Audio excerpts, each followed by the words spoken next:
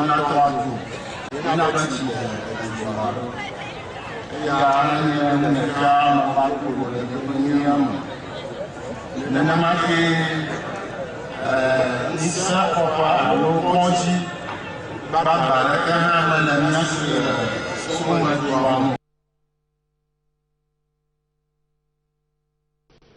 are also very interested and we are eager to know a lot more about his great idea of a 24-hour economy. I think this one, comrade, you have to take your time. Because I can imagine the amount of jobs that this kind of thing will create. That could be the game changer. I'm telling you that you have opportunity in this country. We work 24 hours, 3 shifts. So if you don't get a job in the morning, you can get it in the afternoon or in the night. So where are the young people? Get ready for jobs. In this land of opportunity, there is very much we can do. There is much we can do even now to turn things around.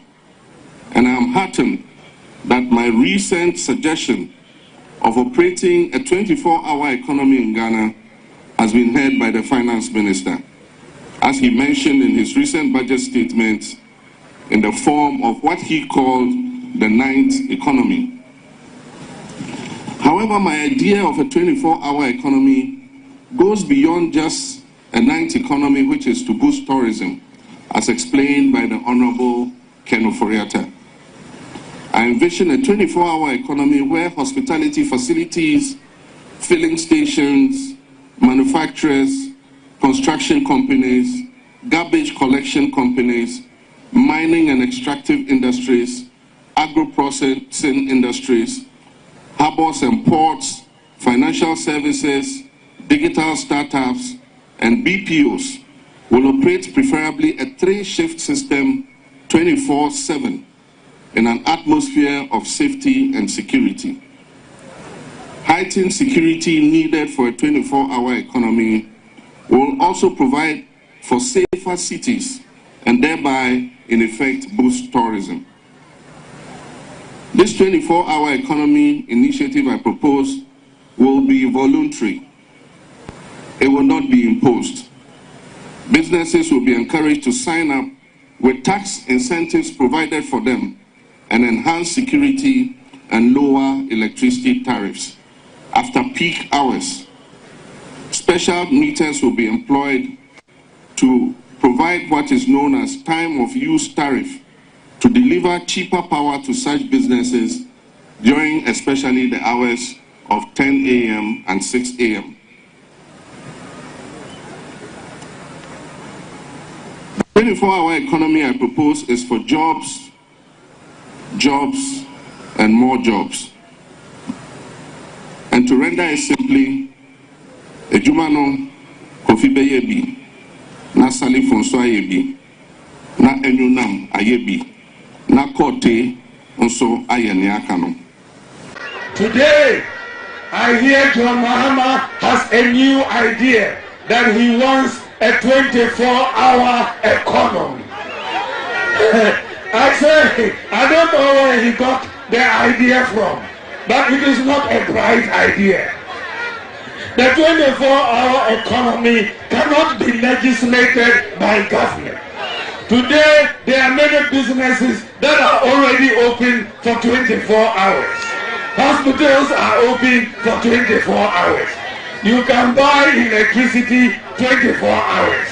That's because of digitalization. You can transfer money for 24 hours.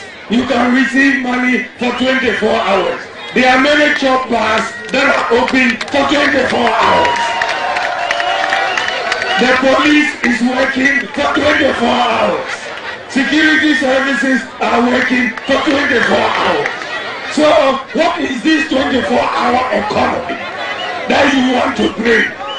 It is purely an issue for any business. If you feel you will make money opening 24 hours, there is no law preventing you from opening.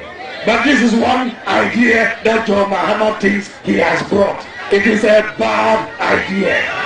It is an idea that has not been thought through. It is a bad idea. And so I want you to compare me and John Mahama. Who has the ideas to transform this economy? Who has the ideas? Who has the ideas? Yes. The track record of John Mahama doesn't show innovative thinking. It doesn't show ideas. The track record of Dr. Baumia is idea after idea after idea after idea after idea. That is the difference. I will, and I tell you, I have my own priorities and I will have my own vision. When I become president, I will bring more ideas, and you will hear about them very soon. Thank you very much. God bless you. God bless our homeland. World. And I'm giving you a big title because actually you advise a lot of these companies that are involved in nighttime business, correct? That's correct, yeah. There's so many sectors that can see growth and possibility in the nighttime economy, the 24-hour economy, and they're all looking for some suggestions and indications as to how they take this forward and grow their business. I'm struck by the numbers, really. I mean, Yeah. we push these numbers out sometimes without thinking about them very much, but 1 in 8 jobs, just London now, we're talking about 723,000 workers. Yep. That is a big machine. Absolutely, and it's only going to get bigger. Our research indicates that you're getting towards 800,000 in the next few years, and if the 24-hour economy really takes off, and you look at the indirect jobs that will be created as well, you can get to 1.2 million. And very big growth in terms of trade figures, in terms of some of the estimates. It can go up another $3–4 billion over the next few years. But let's talk about what is a nighttime economy. A lot of people hear it and they think, okay, it's just jobs and music clubs and other clubs. What we've tried to do is to kind of refocus the debate away from just the perception that nighttime economy is nuisance, it's noise, it's antisocial behaviour, it's people turning out of clubs and bars and restaurants at 3 o'clock in the morning and causing trouble. The nighttime economy, the 24-hour economy, is so much broader than that. Like what, for example? The biggest single employer in this space is transport and logistics. You know, if you're someone who gets your groceries delivered to your house at 11 o'clock at night, you are supporting the nighttime economy. Those drivers from all of those different supermarket chains have their rounds to do, then they have to go back to the depot, leave the vehicle. How do these people get home? The 24-hour tube is just one of the aspects that will make that a smoother process and enable more use to be made of assets, infrastructure, of private companies and public companies. This is right across Europe, it's through Asia, and it's through North America now, and growing. And I've heard that some of the role of that nighttime mayor isn't just somebody who works late at night, but in fact he processes complaints differently. When you do have some social friction between people in a residential area and people in a commercial area. Is that right? So as part of our work, we brought together a table of maybe 25, 30 different businesses who all had a point of view on the 24-hour economy. And that included modern disruptors like Airbnb and Uber, and it included some of the very long-standing residential landlords, Shaftesbury Estates and Soho Estates. And we tried to talk about some of those issues around noise and disrupted sleep in a more positive way. How do you do that? I mean, talk about it in a more positive way. Yep. It sounds almost like a slogan, because I live in central London. Yep. People spill out into my residential area on the weekends from clubs and elsewhere, and it's noisy, and I'm trying to put kids to sleep. So how do you minimize the friction? And is it a question of geographic minimizing, where you say, okay, nighttime activities move to this neighborhood and daytime residential are in that neighborhood? You can't do that, can you? You can't do that, and I think one of the challenges is fast disruption. So you'll find, hopefully, that with the night tube going and more lines coming on stream, those crowds are sort of disappearing more quickly. They're not standing around arguing about a taxi or a night bus. They know that they can get 3/4 of their journey home done in an instant with a travel card that they already own. And if you extend the nighttime economy, it's not just about drinking. You know, maybe it's extra runnings of a theatre, of a show, of an exhibition. You know, you wouldn't expect that crowd necessarily to be pouring out quite so loudly. Is there a cost to the daytime economy? I mean, I remember the old debate about Sunday openings and closings and whether you should move business to Sundays and make it more convenient for people to shop. But at the same time, people said, okay, you get them shopping on Sunday, but then they just bought the same thing they might have bought on Thursday or Friday. Is it the same with moving business to the nighttime? Do you just take away from the daytime economy? I think the reality is that London's getting bigger. The population is growing. And if you try to squeeze the same, the increased number of people into the same outlets, whether it's restaurants, pubs, whether it's... John Mahama says he has a new idea. And what is the new idea? He says he wants a 24-hour economy. 24 hours. You can buy electricity 24 hours. But because of digitalization, you can transfer money for 24 hours. You can receive money for 24 hours. There are many chop bars that are open for 24 hours. 24-hour economy. Now 8-hour economy, went to me and so light. 8-hour economy. 8-hour economy. Now you see more with the diaphragm. Wait to me and so light. 24 hours I bet me here. Light run I bet me here. 8 hours I went to me here. Nana, honorable at 24-hour economy. Now 8-hour economy went to me and so light. 8-hour economy. 8-hour economy. Now you see more with the diaphragm. Wait to me and so light. 24 hours I bet me here. Light run I bet me here. 8 hours I went to me here. Nana, honorable at 8 hours. And the Vice President is saying that he understands the region. He says this 24-hour economies. Hey, our brothers, when we work in our farms and we are tired in the night, we have to sleep with our wives. We have to be with our wives.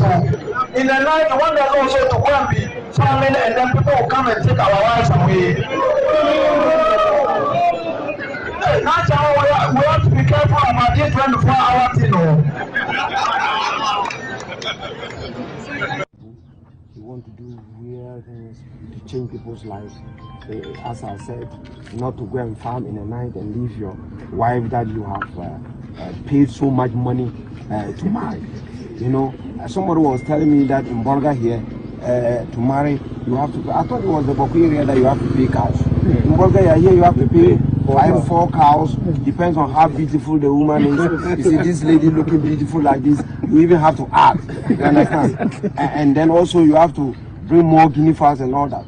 Papa, and I will marry this young, nice woman in my house.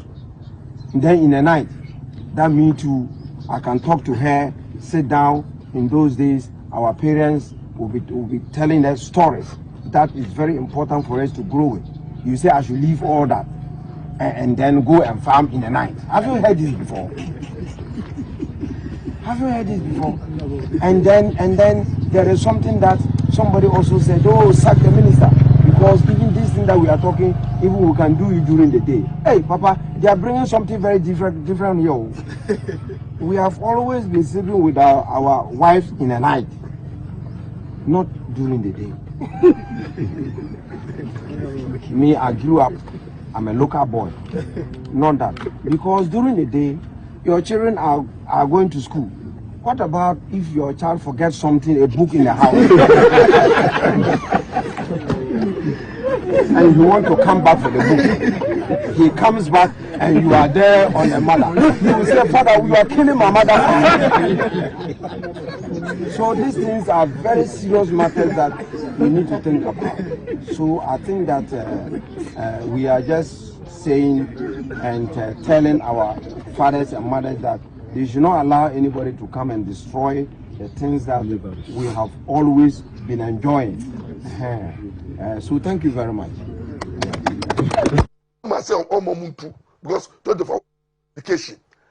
I know the fun of before etu. Myself, because 24 hours economy.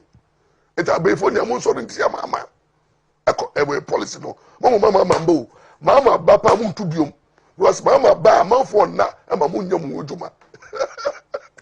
Because boso ama for da and mutu na muko didi na muko ba na mutu didi ya ma for ebi muti na mu de akọ football park so na mu de akọ ball. O de asa be for no and for na mutu bi ejuma because and for sa na omo mu ni ban ball no mu da ho na akwara be ti no ti na o de akọ ball na omo operate omo tu fa omo tutu no mo nam abe fo nam abe fo so ade sa na omo tu bi bie choba omo tu bi bie a restaurant omo tu bi bie filling station na adodo fayi na ama so obadia sa adodo fa fo no eduma na ya honfo ni am so yo mo so waka o mama government be sa honfo eduma o obesa be fo eduma o obesa be fo eduma o mo pam no mo si de kwan aba abe fo kra tu mi eduma adodo fa o dia say the night economy na mo nim sa adodo fa na honfo enante bo so fo nyam nante enti mo say yakoye na to o kopa ko hia samai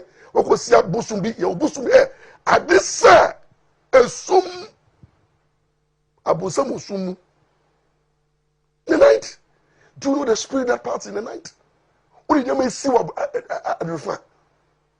it's the Bible say ya mom pai na ye fa ye ho hye Yesu sa no nwenye ba ya da ya nkache eto obi bi on nante do different ehia samai ehia bosom na mo nim mo na kache mama o de onim eti mo majatum 25 hours economy you don't know nyamoka president mama krasa and myself omomuntu because 24 education I know the fun of before etu mama say omomuntu because 24 hours economy it a before nyamun so rinti ya mama ewe policy no mama mambo mama bapa muntu biom because mama ba man for na ama munya mu ejuma because boso ama for da and mutu na muko didi na muko ba na mutu didi ya ma for ebi muti na mu de akọ football park so na mu de akọ ball o de asa.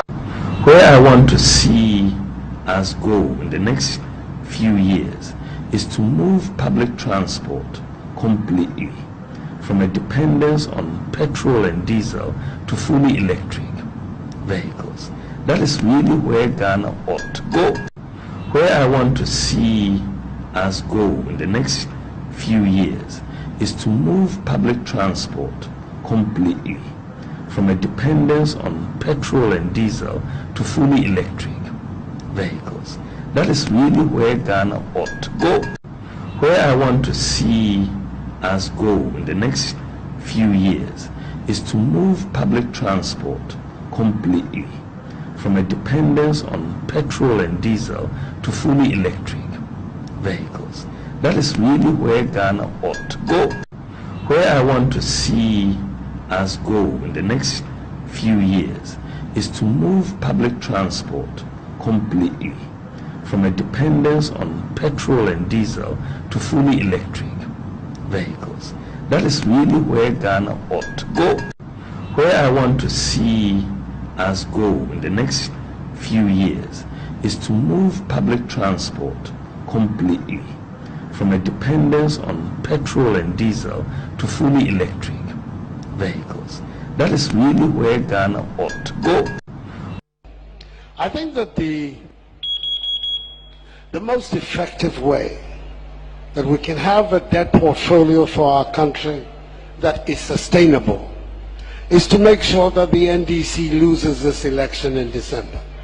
Kicking out the NDC will be the surest way we can to protect the debt structure of our country. Why do I say that?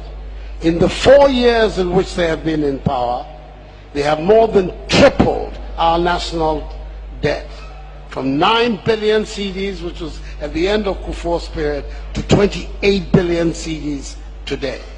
in the 4 years of the NDC administration, they have contracted more debt than all the governments of our country, from Kwame Nkrumah right down to John Agyekum Kufuor. That is the nature of the situation confronting our country. And I dare say the president would agree with me that without the rebasing of the economy, the debt profile of our country today will be getting towards epic proportions. So we need, when we're talking about the debt profile of our country, to bear in mind two things. One, the areas into which the debt goes.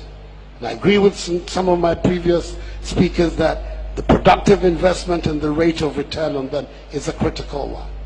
Equally critical is the value for money of the transactions that the debt brings about. We need to look at that. I've given some examples of public procurements that are taking place in our country on an extremely inflated rate. Once again, we need to look at this. You're talking about loans that are given, and inside the loans, the arrangements for determining value for money remain very opaque and unclear. How can you persuade the Ghanaian people that debts are being contracted in these circumstances that are there to push forward their future? We intend to be extremely disciplined about the contraction of debt. We're first of all going to respect the teachings of the national budget and treat it as precious. We will not be stepping outside the constraints of the budget. We are going to make sure that we reduce considerably areas of corruption in the construction and execution of some of these projects. These are the critical matters that our people are looking for leadership on. That we are not going to get ourselves in airline and other aircraft and other transactions that leave so many questions to be answered. The 28 billion is even without the latest Chinese debt. Thank you so much. Of rather regressive and dismissive judicial decisions in respect of cases involving the OSP, with troubling consequences. And it seems to us that a careful examination of these outcomes portends a disturbing specter that the fight against corruption is being hampered to the disbenefit of us all. And I do not say these things lightly. 4 instances will suffice. In one case, the OSP applied to the High Court for a confirmation of a freezing order in respect of a deceased person's estate. The judge refused to confirm the order by, in effect, holding that the OSP had come too late since the person of interest had died, and that his death had extinguished the inquiry commenced after the occurrence of death. We publicly commented on this outcome, and the danger of this outcome is obvious, members of the press. It is to the effect that a person may, in his lifetime, acquire property through corruption, and then upon his demise, happily pass on the corruptly acquired property to his estate, and by so doing, extinguish all scrutiny as to the propriety or otherwise of the acquisition of the property, because his corrupt activities were not discovered during his lifetime. In the second instance, the OSP had declared as wanted a person it believed to be a fugitive from justice. The person, through his lawyer, proceeded to the Human Rights Court on an ex parte application, and the judge, without even an inquiry as to why the OSP believed him to be a fugitive from justice, issued an injunction that the OSP should not arrest the person for a period of 10 days. Members of the press, this is dangerous. It encourages criminal suspects to go before the courts to seek injunction orders against law enforcement agencies from apprehending them. The judge did not advert his mind to the well-founded proposition that no one has the right not to be arrested, and he accorded the suspect a right not to be arrested.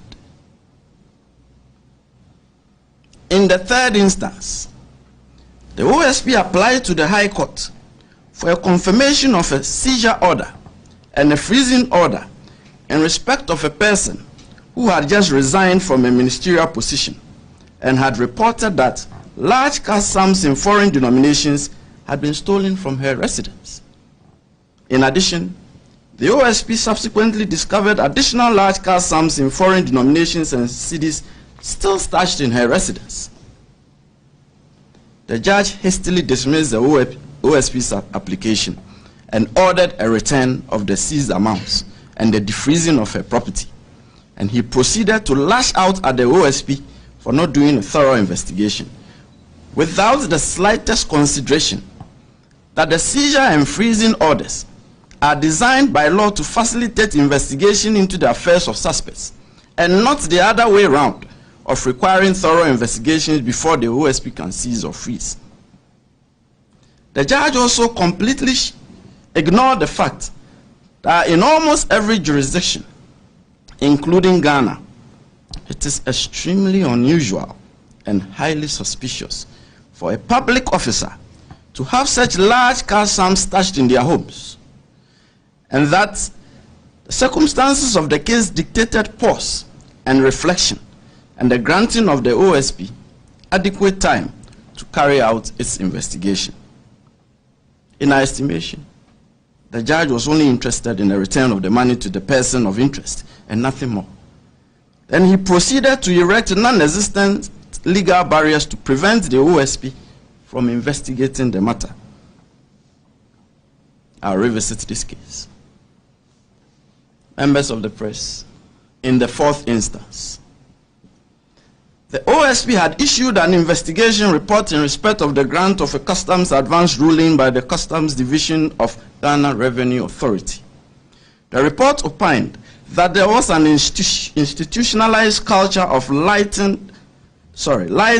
unconcern regarding impropriety of action at the Customs Division of Ghana Revenue Authority, which indicated a high propensity to engender corruption and corruption-related activities. Consequently, the special prosecutor directed the opening of a wider investigation in respect of the affairs of the Customs Division. Further, in pursuance of the office's mandate of taking steps to prevent corruption, the special prosecutor directed remedial action by Ghana Revenue Authority. The authority has instituted processes on the basis of the special prosecutor's directive, which has saved the nation substantial revenue. Then comes the problem. The affected customs officials proceeded to the High Court to challenge the work of the OSP. The judge accused the OSP of constituting itself into a court and a commission of inquiry by making findings. In doing so, the judge conveniently shut his eyes to an express statutory provision that the OSP has the mandate to publish detected acts of corruption, and that was exactly what the OSP had done in the report. I wish it had ended there, but worse. The judge then proceeded to prohibit the OSP from further investigating the affected persons. Members of the press, the judge fell into the grievous fault of what he accused the OSP of by outlandishly going beyond his jurisdiction with a purported clothing of the affected persons with immunity from investigation and hence immunity from prosecution. The duty and mandate of the courts is to apply and enforce the laws of the Republic, and not to grant persons immunity from criminal investigations and prosecution. A court cannot injunct the OSP from investigating or prosecuting any person.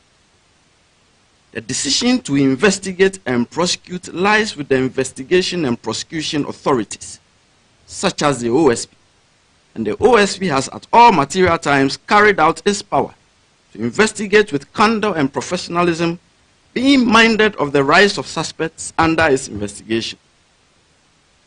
Members of the press, just as it is essential that anyone accused of a crime should have free access to the courts so that he may be duly acquitted if found not guilty of the offense with which he or she is charged, it is also of the utmost importance that the judiciary should not interfere with investigation and prosecution authorities in respect of matters which are within their statutory powers. It will be gravely inimical to public policy, the fight against corruption, and the administration of justice if the court stepped into this arena to decide who should be investigated, who should be prosecuted, and who should not.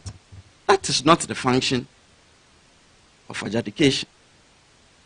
The danger of this startling decision is again quite obvious. A judge has in the process granted 2 persons immunity from investigation, and in effect, immunity from prosecution.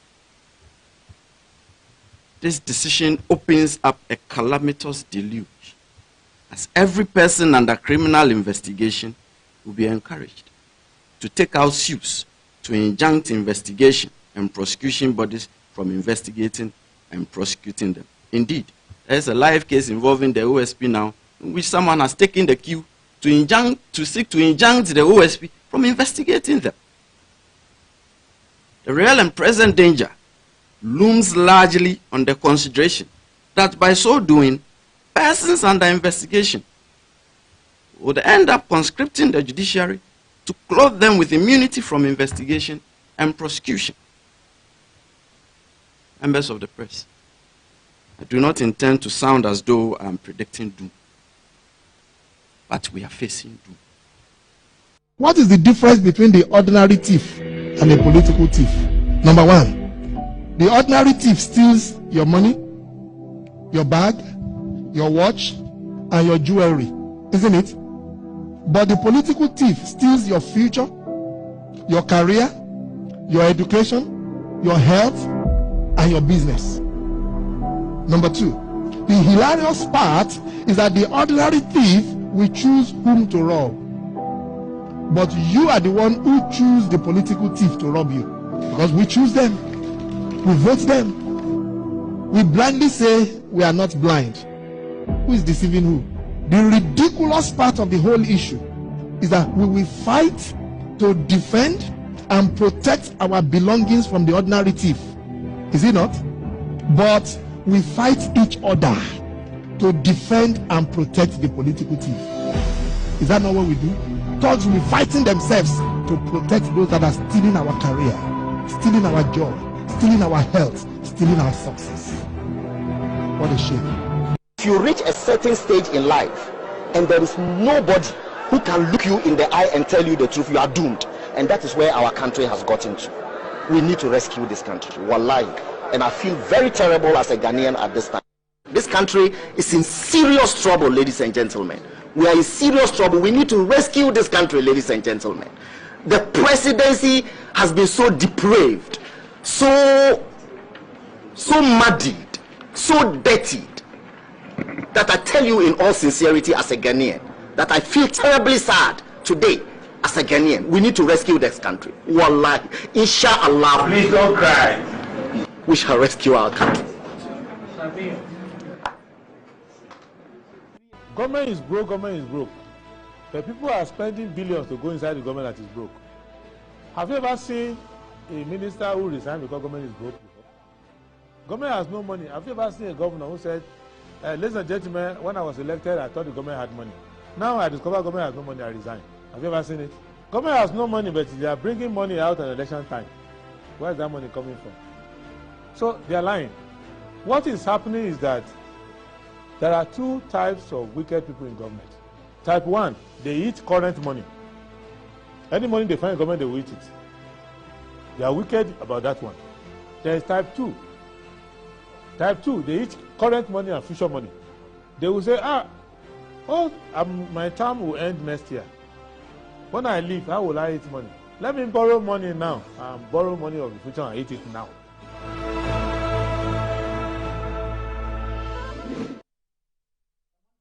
What has changed is the sentencing regime, not the crime.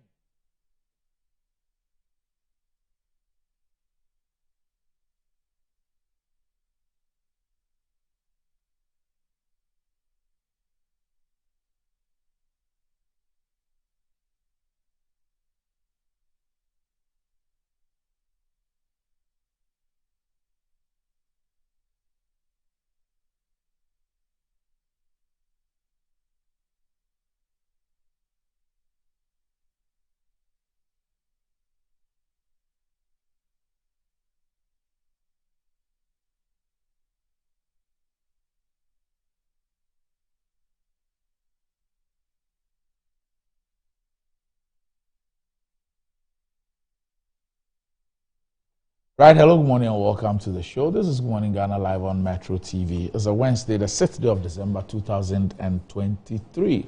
By His grace, we're live and we're here. We're at another edition of the show. Our gratitude to go to the Most High God for the rare privilege of being alive. And of course, the opportunity of having another conversation around the top stories making rounds here in our dear Republic. I'll let you into our panel for the morning's conversation shortly, but let's take a look at the front pages of our newspapers. Daily Graphic. Tourism gains for Africa's top 3, targets $5 billion in 5 years. Government lays out plan for Asogli debt payment. AG to challenge Aisha Huang's judgment. 10 leaders to attend Africa Prosperity Dialogue next year. Graphic Business, Access Bank SME Fair tomorrow. Ghanaian Times. At Made in Tourism Investment Summit, government earmarks 400 million Ghana cedis for tourism from next year to provide tourist attractions, renovating existing ones. That's according to the minister. Ghana signs $50 million emission reduction payment agreement at COP28.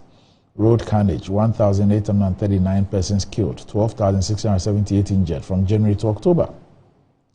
Ghana hosts 75th UN Peacekeeping Ministerial Confab in Accra.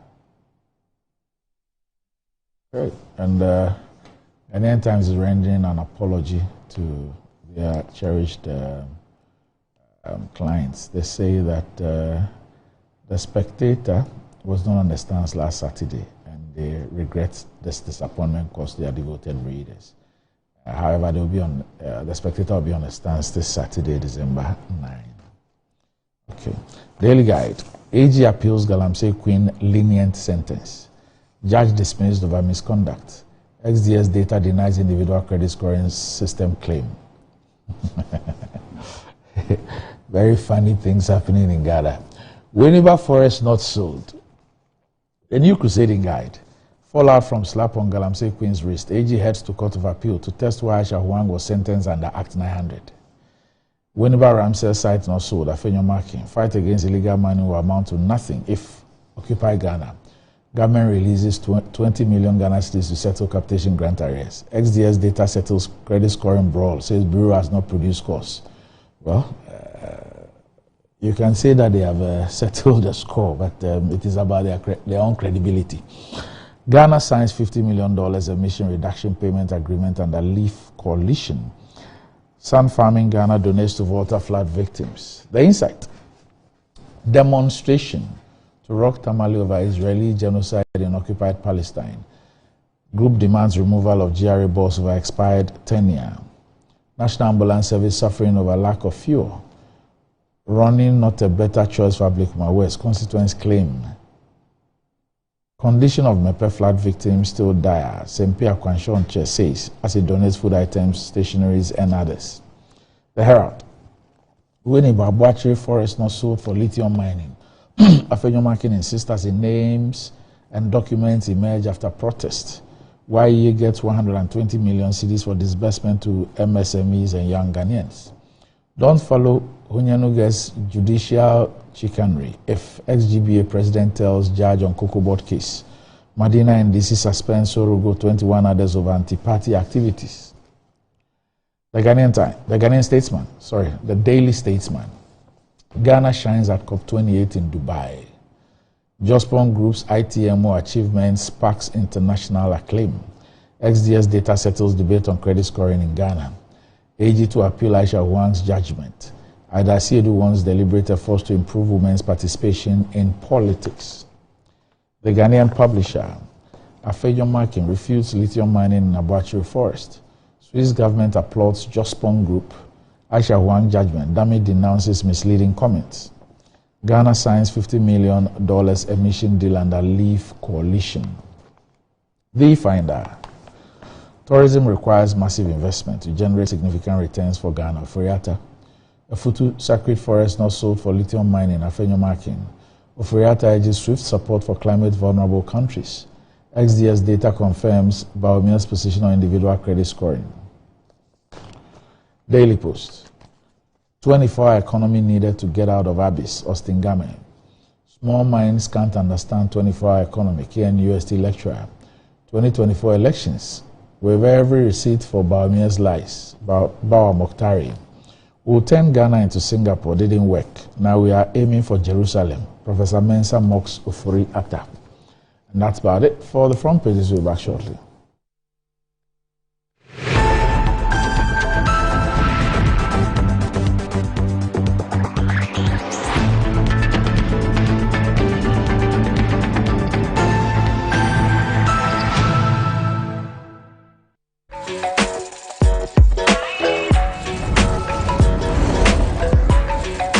You are your own person, unique, one of a kind, special. That's why you deserve everything tailored to suit your particular taste, your preference, your needs. Just like MTN Just For You. You can get customized offers tailored to who you are. Dial *141# or use the MyMTN app to get to choose from a variety of offers made just for you. Enjoy the fruits of your labor, they say. But as humans, aging and physical infirmity stands our way of enjoying our mansions and homes. It often becomes challenging, if not impossible, to use our stairways day in, day out. With portable American pneumatic vacuum elevators, PVs, you are assured of unlimited enjoyment of your mansions and homes. It's a self-supported elevator for vertical movement of humans and goods at homes and offices. The original comes in 3 custom-made models with wheelchair accessibility. Call it luxury, but it's a necessary imperative for vertical mobility. Do not let aging or infirmity limit you. Get one for your easy vertical mobility at home. It's affordable and can be installed in just 3 days without modification to your existing building. It's however easier to incorporate it at the construction stage. We also have traditional Fuji elevators and escalators for your high-rise buildings and malls. Visit Lifts and Elevators Company Limited at Sakumono for your elevators nationwide. For free consultation to call or WhatsApp us on 0200-535-515. Lifts and Elevators, the elevator people.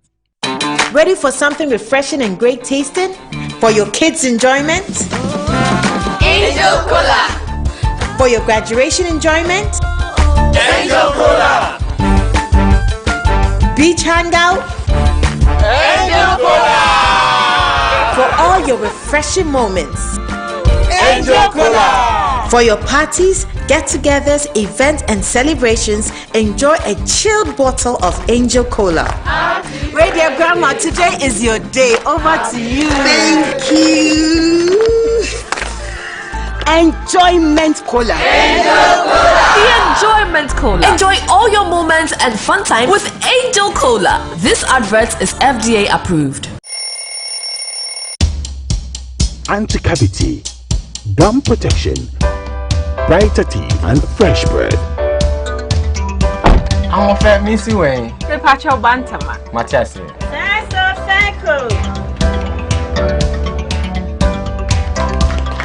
It's her smile. The fresh breath. Me, Judy said we used to Cal 360 toothpaste. Semikai. Cal 360 toothpaste. That's Kia. Cal 360 toothpaste. It's a gum protector. Onim jom kasa. Ile kosen. Cal 360 better way.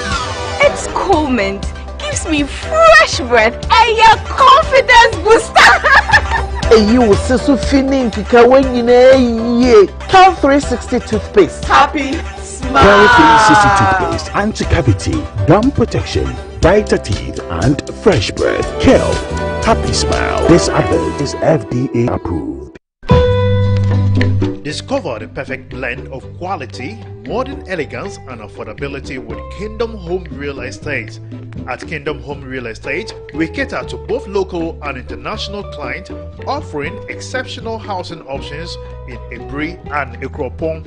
Our properties are conveniently located, providing a tranquil atmosphere, top-notch security, and essential amenities such as electricity, water, and backup generators. Our strategic locations offer easy access to popular tourist destinations, all within a 30-minute drive from Accra. Visit us in Ikropong right after the Latte Junction, or in Ebri near the Ebri Girls Senior High School. Alternatively, you can reach us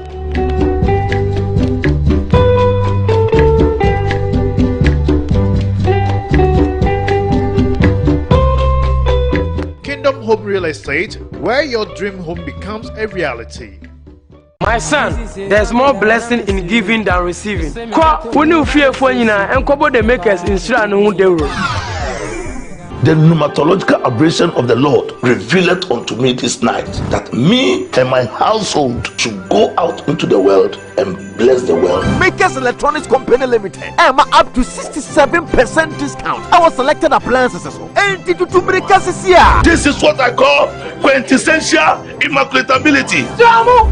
The Makers Electronics Company Limited. Ewo Taifa Burkina Highway. Amasama Zongo Junction. Edike Pharmacy Dining. Oyer Fateman Boga Junction. Ashaman Valco Flat. Kumasi. Ahinema Kokobin. Asafu Bwachi Hospital Junction. Takradi. Kuma. Number 9 Market. Tell mom and dad about the Makers Blessing Attack program. From 0552 222 253 and 0552 222 254. Terms and conditions apply. Everybody knows Acrobato.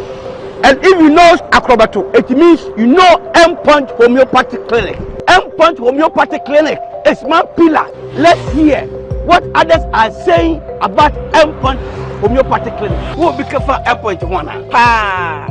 Chesena me ankasa me period na se problems wom ntina ma wo ho idea ma me papa chesena nya asem ketewa na me coin point no mo hwe me modem no mo hwe bibia na so mo meduro me fire no ene ma won kra me enu kofo kwa na mkwan mu a eba head everything yourself. Me ma me no adwodwo eda ho a wontumi nante ene ne ko end point o mama no nuru a ene ne ho eden a watimi asori anante. That's end point for you. Of Acrobato. Hello. Hey, ohwehwe what chair. Okay. A free bra wo di end point what dance. Am me call you no. Me Johnson say my name Koye and person of my nyina and imagine Sabema. Now me fear for there. The one in you heard everything. I have secret. M-Punch is my secret. M-Punch Homeopathic Clinic. We are back bringing you the latest lineup from Betway. Betway starts strong with their front two with Free Play Friday and Swipe Bet. In the middle, you've got all the control with Cash Out and Build a Bet. Plus, with Win Boost, you can boost your sports bets. At the back, they have Smart Picks and the Partial Daily Jackpot. You always get way more with Betway. As you might see. This advert has been vetted and approved by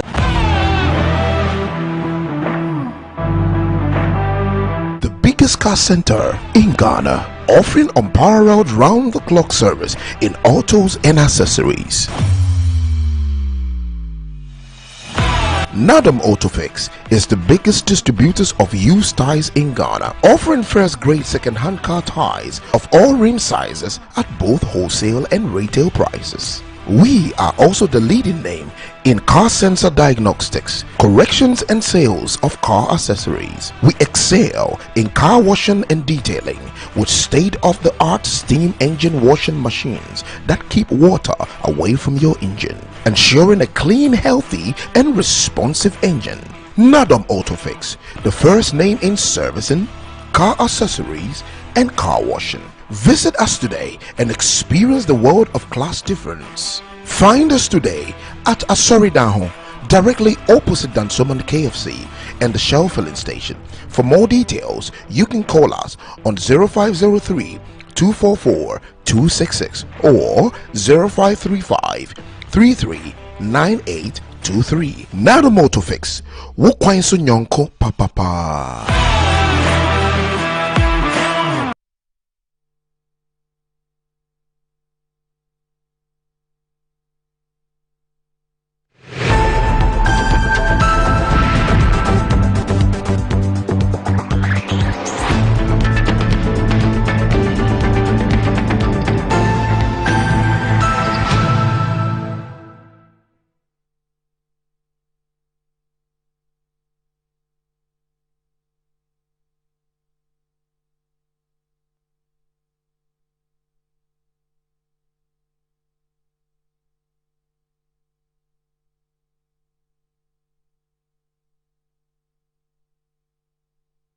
Right, welcome back to the show. If you just joined us, this is Morning Ghana live on Metro TV. With me on the show this morning, I have Kwesi Pratt Jr., who's the managing editor of the Inside newspaper. Kwesi, good morning. Good morning, sir. Also with me on the show this morning is the Honorable Daniel Nikwate Titus Glover, who's the CEO of Valco and also the former Member of Parliament for the Tema East constituency. Daniel, good morning. Anita, good morning. How are you? By the special grace of God, I'm doing very well. It's been a while, for about Close to 3 weeks to a month, and I've not been on You've the not show. been here? Yeah. I see. Did you travel? Yes, I did. I was in Louisiana, New Orleans, and Columbus. Since I assumed office, there are some major suppliers of Vaco that I need to engage. As early as September, I had that program, but I could not honor it. So I have to dash quickly to go and meet these suppliers and see how best we could continue to be in business. Because the model of Vaco is American model, most of the spare parts and other things are all based in the US. So we have someone there who will coordinate through to get all those supplies on our behalf. And he's been working with Vaco for the past 22 years. And contract has been signed and all that. There's a need for me to see them and introduce myself and to look at the business that we are doing together. Then other suppliers of pitch cook and pet cook and other things that need to meet as well. So it's an opportunity for me to meet them firsthand and also discuss the business opportunities that we have as two companies. So it went well, and I'm back on the seat trying to produce more metal. As we speak now, I have an export ship at the docks loading about 6,000 plus metric tons to Aqua. So we're on course, we are producing. All right, okay, so imagine getting rewarded for doing something you already do every single day. Sounds too good to be true, right? Well, that's exactly what the MTN Momo season is all about. There's something for everyone. Download the Momo app on Play Store, App Store, and use Momo Pay for your day-to-day transactions. To a merchant, either through the QR code or merchant ID, and stand a chance of winning 1,000 Ghana cedis weekly and other amazing prizes. Our merchants are also not left out of the reward. And win. Keep using your Momo Pay on the Momo app and get rewarded. There are lots and lots of exciting prizes for everyone. So what are we doing today? Transact more with Momo Pay, earn more points, and win big this Momo season. Visit momomerchantapplication.mtn.com.gh for your Momo for Business account today. It's Momo season, so just Momo it with Momo Pay. Terms and conditions apply. And Samara Company Limited, producers of Sasso, I brought something to help your kids enjoy brushing their teeth. And that's the Kel Kids toothpaste flavored with strawberry. And it gives the kids a perfect taste and makes them develop a personal attitude and love for brushing their teeth always. It protects child's gum, prevents cavities, and makes the teeth strong and healthy with freshness all day. Kel Kids toothpaste is recommended for children between the ages of 2 and 6. Kel Kids, happy smile. And enjoying the fruits of your labor, they say, is as important as enjoying the mansions of your labor. Rhymes right? Okay. So the pains of climbing the stairs when not exercising could be challenging irrespective of your age. But worry no more. Lift and elevators have got you covered with the best portable American pneumatic vacuum elevators on the market today. It's a simple self-supported elevator for both homes and offices, and guess what? It can lift your goods too. Wheelchairs can fit in, and they come in 3 custom-made models. It's affordable and can be installed within 3 days. Visit Lifts and Elevators at Sakumon, or just call them on 0200535515 or send a mail to elevatorsgh@gmail.com for consultations and best solutions in easy vertical movement. And let's talk some printing. We'll talk about Black Star Press Limited, and it's a printing press you need now. At Black Star Press Limited, they grow businesses inside their inventive minds, evolving concepts and creative trends. Witness the beauty, diversity, and natural wonder with their works, and you will never look elsewhere. Black Star Press Limited is associated with the Lionhead Group of companies. You can reach them on 0200880000 for all your print works. At Black Star Press Limited, we print everything printable except money. Black Star Press Limited, a worldwide reputation for quality printing. So let's talk about health and alternative medicine. Now, Amen Alternative Medical Hospital is one of the best alternative medicine hospitals in Ghana. So for all your health consultations, counseling, physiotherapy, and homeopathic medicine, Amen Alternative Medical Hospital is the best for you. As the first to modernize herbal and homeopathy in Ghana, they have the best medical practitioners from KNUST with a state-of-the-art medical equipment created for your need. The most obscure ailments can be diagnosed and taken care of. Amen Alternative Medical Hospital is at Klagon on the Lashibia Sherman Road near the Underbridge, and they are open from Monday to Saturday from 7 a.m. to 5 p.m. and on Sundays from 11 a.m. to 3 p.m. Or you can reach them on 0207 229505 or 0244 227192 to book your appointments. Amen Alternative Medical Hospital, God is the healer. Chrissy? Yes, sir. I want to start off with your party. Party? Yes, CPP. Mm-hmm. You're not aware of what's happening in your party? Well, I'm aware that yesterday they had a National Executive Council meeting. Okay. Yesterday in Kumasi. Okay. So, the National Executive Council of the CPP has passed a vote of no confidence in all its national executives. This decision was taken during a meeting in Kumasi in the Ashanti region, where the party asked all the national executives to resign or be removed from their respective positions. The party members drawn from across the country largely expressed dissatisfaction with the performance of the party leadership, hence the decision for the various executives from their positions. There was a significant level of misunderstanding during the meeting, as some party members petitioned the national chairperson to be removed. The National Executive Council has thus created a 13-member interim body comprising regional chairmen, a member of the Council of Elders, regional secretaries, regional organizers, and some representatives of women and youth. Nanaya Jantwa, the General Secretary. In an interview, the media confirmed that following the decision, she has resigned from her position as the General Secretary. She indicated that she would later disclose her next line of action. Quote, I'm gone. I think I've done what I have to do. I'm no longer the General Secretary of the CPP. In due course, I'll let everybody know where my political allegiance will be. For now, it's time for family and friends. I'm going to spend time with my family and friends. For now, I'm going to concentrate on my business. They think some other people can do it better. In political parties, you do not hold on to things. I've done what I have to do these past 3 years, and everybody has seen it. If my people say they don't want me, I can't force myself on them. Meanwhile, despite the declaration by the National Executive Council that all the national executives will be removed from their positions, Nana Akosua-Frimpong Sapon Kuma insists she's still the chairperson of the party. According to her, the National Executive Council does not have the power to remove her from her position.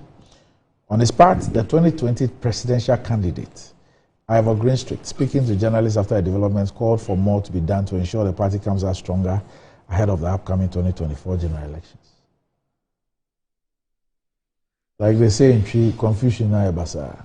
Well, Randy. Yes. I was invited to this meeting. Oh, so you were there?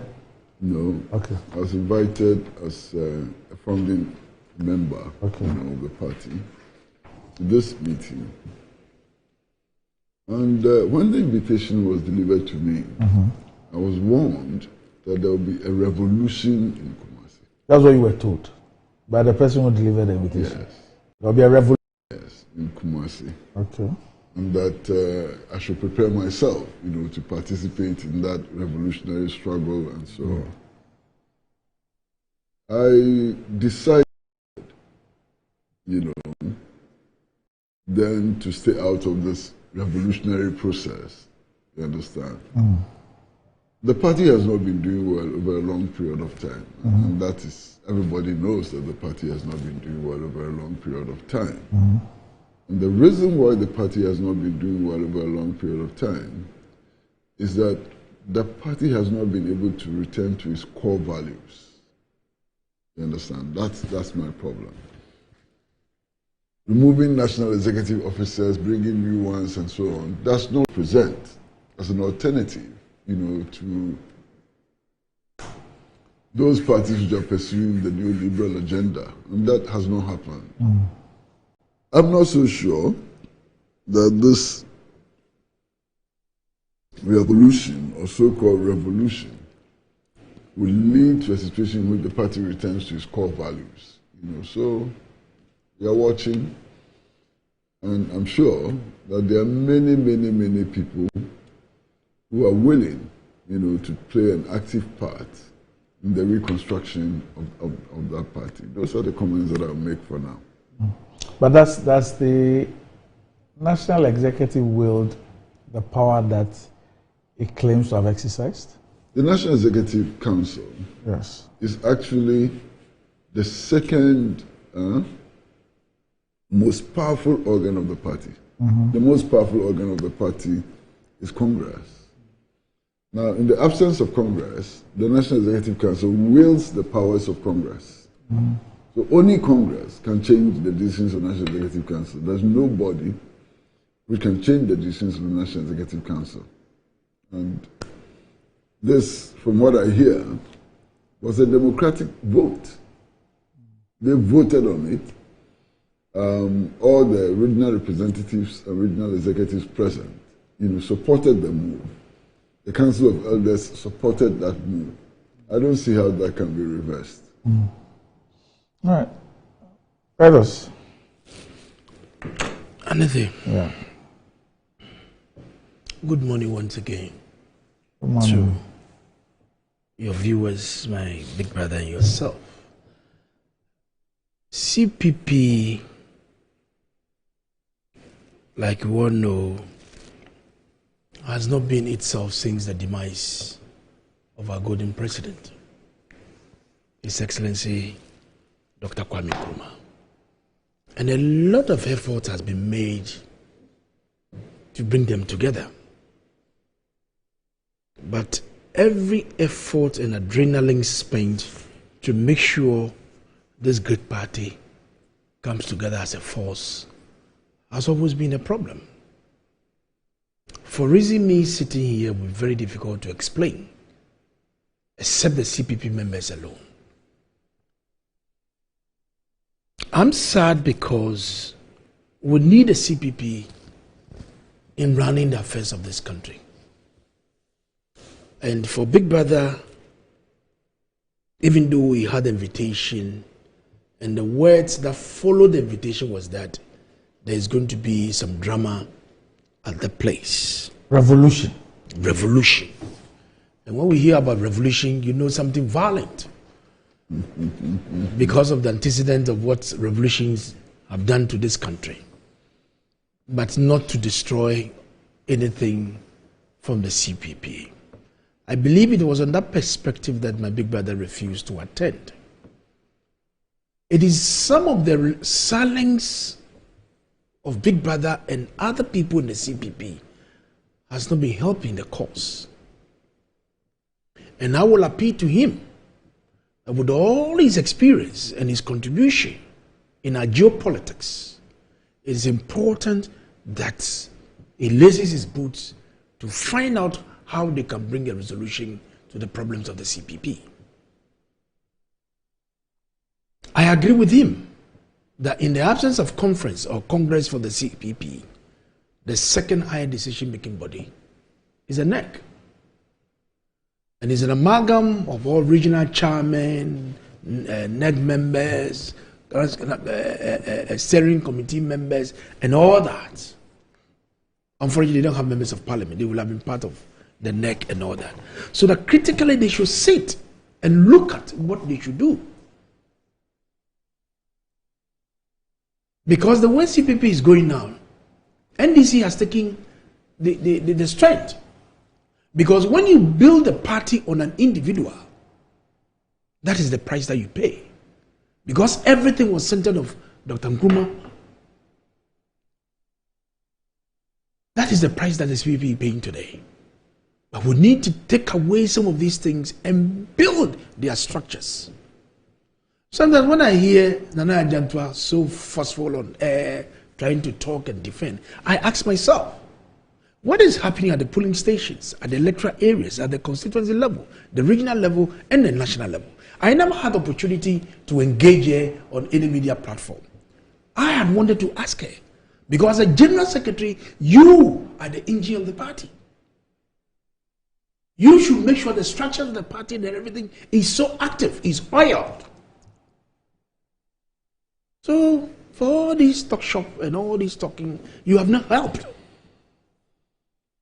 But the question is, those interim officers that they've appointed to supervise the affairs of the party till a formal elections are conducted, are they going to follow the same trail? Are they going to do something different than what has been done before? So these are issues that we need to engage to find out, that will be able to build a strong force in the CP. CPP is not attractive anymore to the young generation.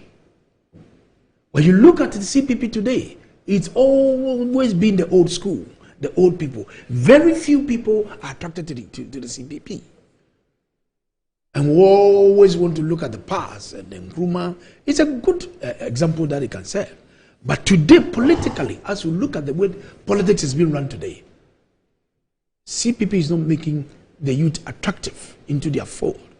So the new office that will come, it is something, it's a project that they need to look at it to make sure that how do we stretch and get some young ones that will hold the party so that they'll be able to drive it. But for me, I'm not enthused of what is happening. They have a term that they need to run. If you think they have not performed, why didn't you wait for the normal process, the constitutional process in elections, that you be able to vote against them?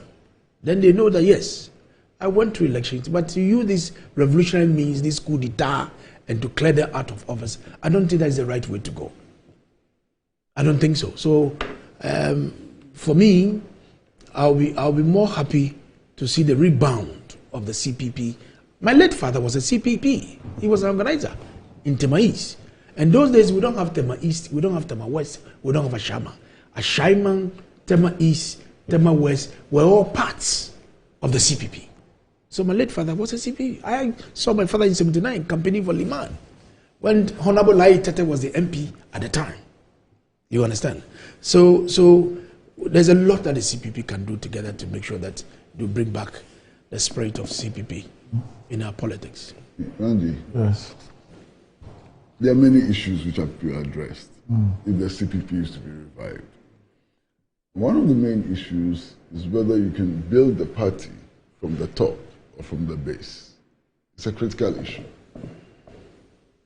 I've worked in that party for many years, you know. Somehow decided that I needed to take a few steps back to do something more productive, you understand? Now, what usually happens over the last 10, 12 years is that it's time for elections. People are interested in becoming leaders of the party, officers, presidential candidates, and so on. So they actually buy membership cards, you know, and set up their own structures, you know, at the base, just for the purposes of winning elections. Invariably, it turns out that those that are organized this way never remain loyal to the party. And Randy, we are aware of the story of one of our friends who actually contested elections, I think, in the Hohoi area. And the results were declared. Is it about the t-shirts? Yes. Okay. The results were declared, you know, at the polling station. And he found out that his own agents were jubilating over his loss? Over his defeat. Yeah. Okay. His agents were wearing the CPP t-shirt, but under it, they were wearing other party t-shirts. Wow. And they were so happy that he had lost. This has been a problem over a long period, you know, of time. And it needs to change. So what needs to be done is to build the party from the base. Block by block, stone by stone. If you don't do that, it won't happen. Then we also have to deal with what is called the splinters, you know, really. If you want to rebuild the Convention People's Party, would that include, for example, the PNC? Would that effort include the PNC? That's a question we have to answer. Would it include the GCPP and so on? So, where are we starting from? That's a critical point. We've participated in many unity talks over the years, and at every point, we unite to become smaller. I recall that by 1985 thereabout, the Convention Party had actually united with a large section of the PNC. That's how Felix Amo and others came on board. And we had also united with other segments, the National Convention Party, which was then led by Aka and so on. Surprisingly, when all these segments came together, the party gained less votes than it had gained in the previous elections. So you unite to become smaller. Why is it that when different segments come together to unite, the party becomes smaller? It's a question which needs to be addressed. And then me raised, a point, which is interesting. And there's a general belief that the National Democratic Congress has absorbed a large part of the CPP. The truth is that the CPP and NDC have nothing in common. If you look at the ideological base of the party, it is not a social democratic party. It is not. Maybe they're looking at some personalities who hitherto were of the CPP stock or pro-Nkrumah stock who are in the NDC. But you can find them in the MPP too. True. You can find many of them in the MPP too. You understand? So, really, the time has come for rethinking and re-strategizing, and the time has come for us to be very clear about what an Nkrumahist party ought to be. That's a fundamental question. If you say that you're an Nkrumahist party, what should be your guiding principles? What should be your methods of organization and so on? That's where we are today. You see, let me ask you this, yes, and please do not take offense. I'm going to ask the question in a particular way, but don't take offense. No, how can I take offense? Okay. Please be brutally frank with me. Is there a small party economy? Because some things baffle me. I see the energy with which people like to own their own islands.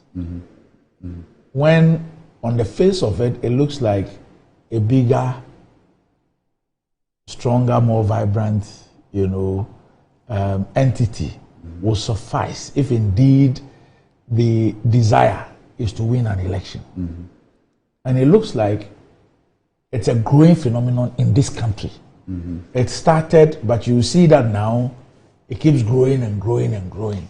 Is there a small party economy? Please be brutally frank with me. No, I'm going to be. I've always been frank with you, yes.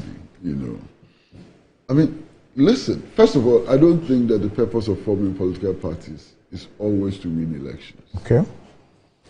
You can form a political party for the purpose of articulating a certain stand, influencing decision making and so on. Like exists elsewhere. Like the Green parties yes. have been in existence for how many years? Yes. How many times have they won elections yes. anywhere and so on? Their interest is in climate change and all those things. And they've been pushing that agenda. Right. They're pushing that agenda very, very strongly. You understand? So I do not think that people form parties simply to win power. Winning power may be the thing and so on. So I'm not going to criticize people who are in parties who do not appear. Sorry to interrupt you. Yeah. But I asked that question relative to Ghana because okay. Don't worry because there's a certain distinction between. No, don't worry at all. Again, given our practice since 1992, and I'm sure that my brother would agree, forming political parties in some sense has also become a business. Serious business. You understand? I know of party leaders who profit substantially merely because their parties exist. And especially in elections, they are sponsored by both the NDC and NPP. And Randy, I'm sure you know that. So these small parties and so on, both NDC and NPP sponsor them. They collect from both sides. Indeed, there have been cases where candidates, the filing fee for candidates of political parties have been paid by NPP and NDC. We know that as a fact. Okay. Now, if you're in the political arena for whatever purpose, and you depend on financing from your opponents, how can you make any headway? Because that financing will continue only to the extent that you are relevant to the pursuit of their objectives. And that's one of the problems we've had with many small parties, now. Randy, I hope you're not going to push me to name names and so on, but we all know. Yeah. And people got into this fray, 10 years, 20 years of forming parties that they know would never win elections. And in the process, they become exceedingly rich. And the parties have not grown, and so on. So it is clear that some games are played, with these so-called small parties and so on. Now, I think it's most unfortunate that a party like the Convention People's Party should find itself in this place because of its history, because of its culture, and because of its pretensions, and because of the current crisis in which Ghana finds itself. The neoliberal model has failed, and many people are looking for a new force which would articulate an alternative. And this is the role that the CPP could have played with excellence. Unfortunately, it has not been able to play that role. I'm waiting with bated breath to see what will come out of this Kumasi revolution. You understand? I'm really anxiously waiting with bated breath to see what will come out of this Kumasi revolution. Indeed, if it presents some hope, I'm sure that I'm not the only person who would offer whatever assistance is possible. I'm sure that there are many, many, many people in this country who are looking for that alternative force, that new force, and who will be willing to make substantial contributions to engineering the new force. You understand? So we are waiting. We'll get the relevant details, and all of us will make decisions. All right. I know as a fact that there are still many people in that party who have a clear commitment to rebuilding it. I mean, I qualify to be a member of the Council of Elders on account of my age. And I am a founding member of the party. Nobody can take away that. You understand? And I know people who have been ministers before, people who have shown commitment, who have made so much sacrifice, even in the face of the current realities and so on. And I do hope that if they pull their heads together, it may be possible to rebuild the CPP. Maybe over some period of time, not immediately. Okay. Yeah, let's just wrap up on it. I need to move to your party. I see the problem of the CPP more of a personality crash. Personality crisis. Because Kwesi said something that any time the CPP fraternity, other political parties try to come together, they seems not to be doing well. So it's a good concern that he has expressed. So who is going to be the rallying point? Is it Mr. A or Mr. B or Miss A or Miss B? Who should be the fulcrum through which we can rally the CPP around? And that is why I describe it as a personality problem. So that somebody who can attract all these people. Shouldn't they be attracted by ideals, by principles? Wonderful. By objectives? That is the greatest of it. By philosophy? Do you understand? Yeah. But clearly, these things are all disintegrated. There will never be Nkrumah again. So you understand? So there should be somebody who should be that responsible. Look, let me go to Kwesi. Let me go to this man. Let me go to this woman. That should be the rallying point to bring all these beautiful, nice people together. They've done that many times. So why is it not working? Yeah, it's not working. They've done that many times. Why is it not working? Many times. Why is it not working? I have sat on the negotiating committees, many of the negotiating committees to bring the parties together. I remember that one time we went through the process. We agreed a new manifesto for the party. We agreed a new constitution for the party. Everything was agreed. We went to effect the merger of the parties. And in fact, that even included the National Reform Party. It was part of the negotiations. That was the last negotiations that I took part in. You know how it collapsed? Symbol.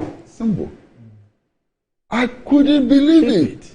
Everything had been agreed. Philosophy had been agreed. Manifesto agreed. Constitution agreed. Everything agreed.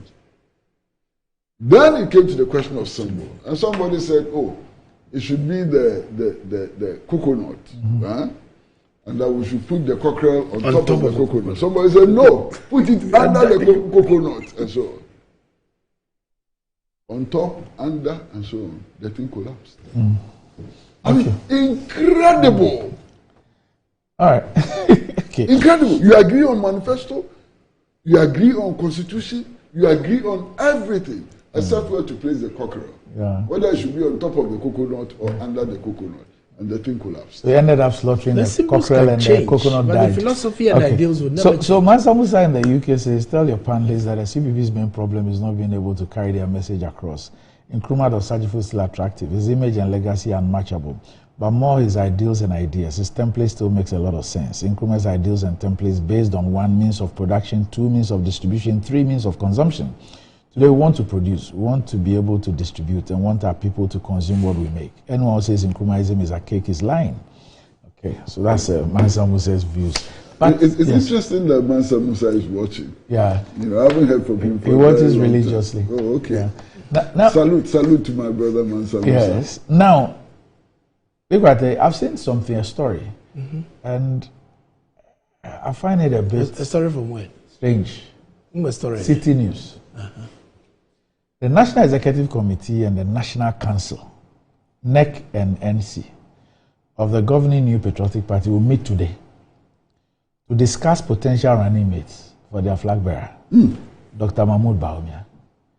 The meeting will primarily focus on individuals whom the party believes can partner effectively with Dr. Bawumia and contribute to victory in the 2024 election. Now, according to City News sources, names such as Dr. Matthew Opoku Prempeh, Energy Minister, Dr. Yawase Duchu, Education Minister, and Osechi Mensah Bonsu, Majority Leader, are being strongly considered. The NEC is expected to deliberate on these candidates and formally present its recommendation to the National Council for approval. This process adheres to the NPP's constitution, which requires the selection of a running mate 12 months before a major election if the president is not the candidate. In the absence of President Kufuor, who is currently out of the country, Vice President Dr. Bawumia will chair today's crucial meetings. So a few things come up.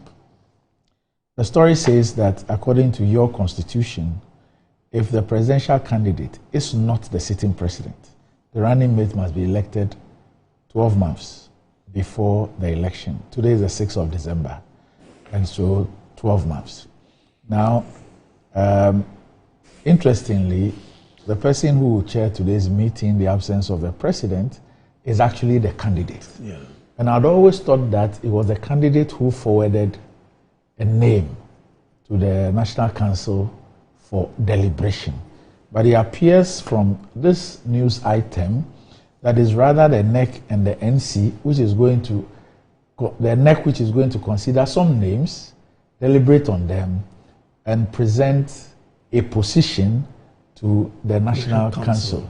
It sounds a bit alien to me. I might be unaware of the dictates of your constitution. But first of all, are you aware of today's meeting? Not at all.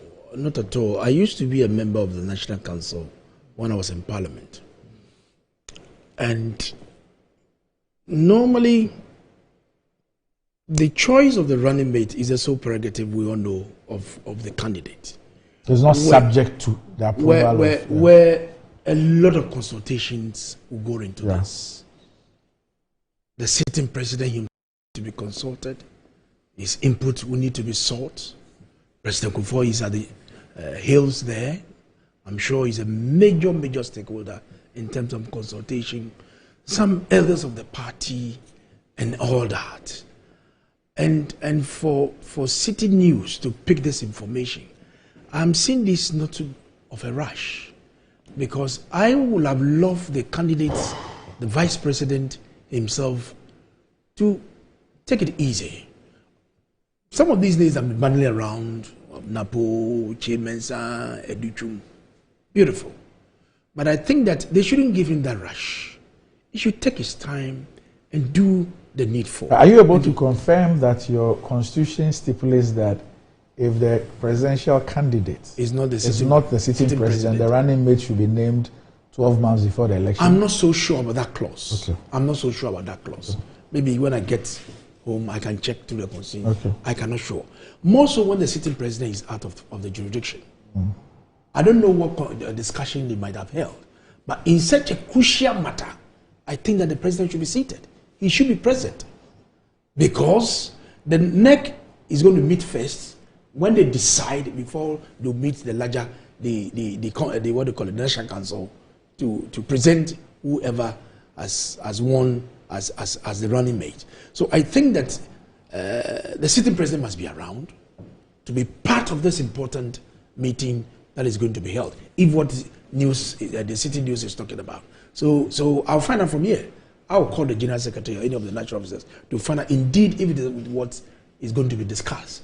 And for me, in as much as I don't hold brief for the national officers, my only concern is the fact that let us allow the flag bearer the opportunity to engage more and to make sure that whoever he comes up with is going to be acceptable by all standards to everybody. And I know he's going to make the right decision for all of us to make his campaign quite easy, that is appealing to the rank and file of the party and the people of this country. So as to where City, as for news, the media, you fish around to look for stories. But as to whether there's authenticity in whatever they've come up with, I cannot say much about it. But for me, my concern is that the sitting president must be around in this very important decision that the NEC and the Council, National Council are going to take. Well, Andy, so many things have shocked me, over the last couple of weeks about the new patriotic party, adherence to its constitutional provisions, and the selection of a running mate. Let me check from. First of all, there are approximately about 15 or 16 persons who are being mentioned as possible running mates, and they include all kinds of people. My good friend Dr. Kukufu, for example, has been mentioned loudly as a possible running mate. Really? Yes. Kennedy Ohini Akumpreko Japan has also been mentioned. Matthew Opoku Prempe, the Minister for Education, Madam Osla Owusu, the sitting Chief of Staff, Madam Freeman. So many of them have been mentioned. Okay. That's not a problem. I mean, there's a search for a possible running mate, and it's not a problem that so many people have been mentioned. Okay. My first shock was when I read a newspaper article quoting Madam Kate Jemfua, who allegedly told the media that the party executives had already chosen the running mate, and that the running mate was going to be a male from the Ashanti region, and that had already been communicated to Dr. Mahmoud Bawumia. I thought it was very surprising. Okay. Now, it is possible that Madam Kate Jemfua could have been misreported. She wasn't misreported. She wasn't? No. Okay. But I want to assume that it's possible that she was misreported. But if she wasn't misreported, there's serious problems. At least the tradition in the MPP is that the candidate, the elected candidate, chooses his or her running mate and submits it to the party for approval. I think that's the same process in the National Democratic Congress, same process in all the parties. So I was wondering why, in the case of Dr. Mahmoud Bawumia, that had changed. And it sounded so disrespectful to Dr. Mahmoud Bawumia. I said, what is happening here? Why is it that in the case of Dr. Mahmoud Bawumia, he cannot choose his own running mate and that a running mate must be imposed on him?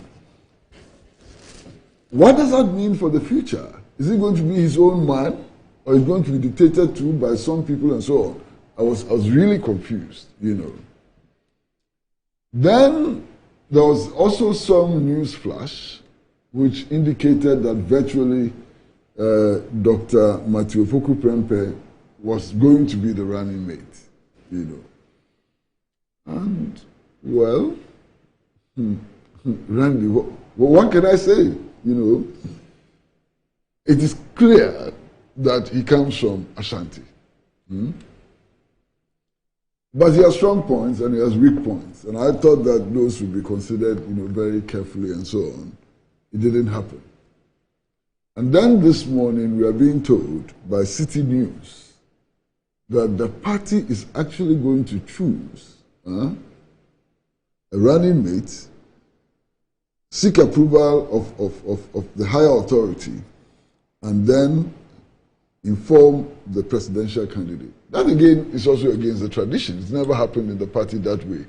So why is it happening in the case of Dr. Mahmoud Bawumia? I don't know. So I've just confirmed, I always thank our viewers who help us, they always help us with producing the show. According to the constitution of the New Patriotic Party. I'm going through it. Yes, this is actually Article 14.3 B. No, 14.3, 1 and 2.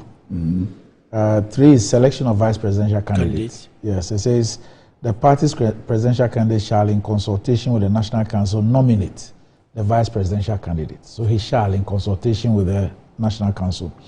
Now 2, it says the vice presidential candidate shall be a known and active member of at least 5 years and shall be nominated by the presidential candidate at least, shall be nominated by the presidential candidate at least 12 months, not 1 year, it says 12 months before the general elections when the party is not in government or the president is not the candidate. So either of those two situations. When the party is not in government or the president is not a candidate. So if the party is in power, but the president is not the presidential candidate, the president is not a candidate, it applies. Yeah. Or if the party is in opposition, it also applies. Yeah. The only times when it doesn't apply is when the party is in power and the presidential candidate is also the president. Yeah. But when the presidential candidate is not the president, then it must be done at least, it says shall be nominated by a presidential candidate at least 12 months. And it says that the National Council may, however, dispense with this requirement under special circumstances. So it's not compelling, it's not forceful that within 12 months. No, it is mandatory until the National Council has met and granted a dispensation. Yeah. So if any dispensation must be granted, they must be granted by today. Yeah. For all you know, that will be the purpose of the meeting. Absolutely. For all you know, because I know a lot of consultation is ongoing. So in order to conform with this constitutional provision, they need to have some mandates and some extension so that the running mate search can be done more thorough, more consultations and other things that need to be done. So for now, let us not rush, and we're only speculating from what the news from. No, but at least it's established. Yes. Listen, but that would suggest that the National Women's Organizer of the party, the statement she put out was not true. But that statement about Ashanti, I think that the is it first deputy speaker or second deputy speaker? No, Joyce. Is it second or first? First. It's first. Yeah, I thought that he also said the same thing. No, it's not just about the vice presidential. Various names have come up. Yes. It's not just about the vice presidential candidate coming from Ashanti. Okay. Madam Kate Jemfua, yes, according to the media report, yes, went on to say that the party leadership had already chosen somebody, a person who is a man, and comes from the Ashanti region, and that the presidential candidate had been informed about the decision of the party. And so it's not just about the person coming from Ashanti region. With all due respect, it's a substantial break from tradition. Yes, sir. The National Women's Organizer, my dear sister, might have made some commentaries, might have made some statement, but that is not the official statement of the party.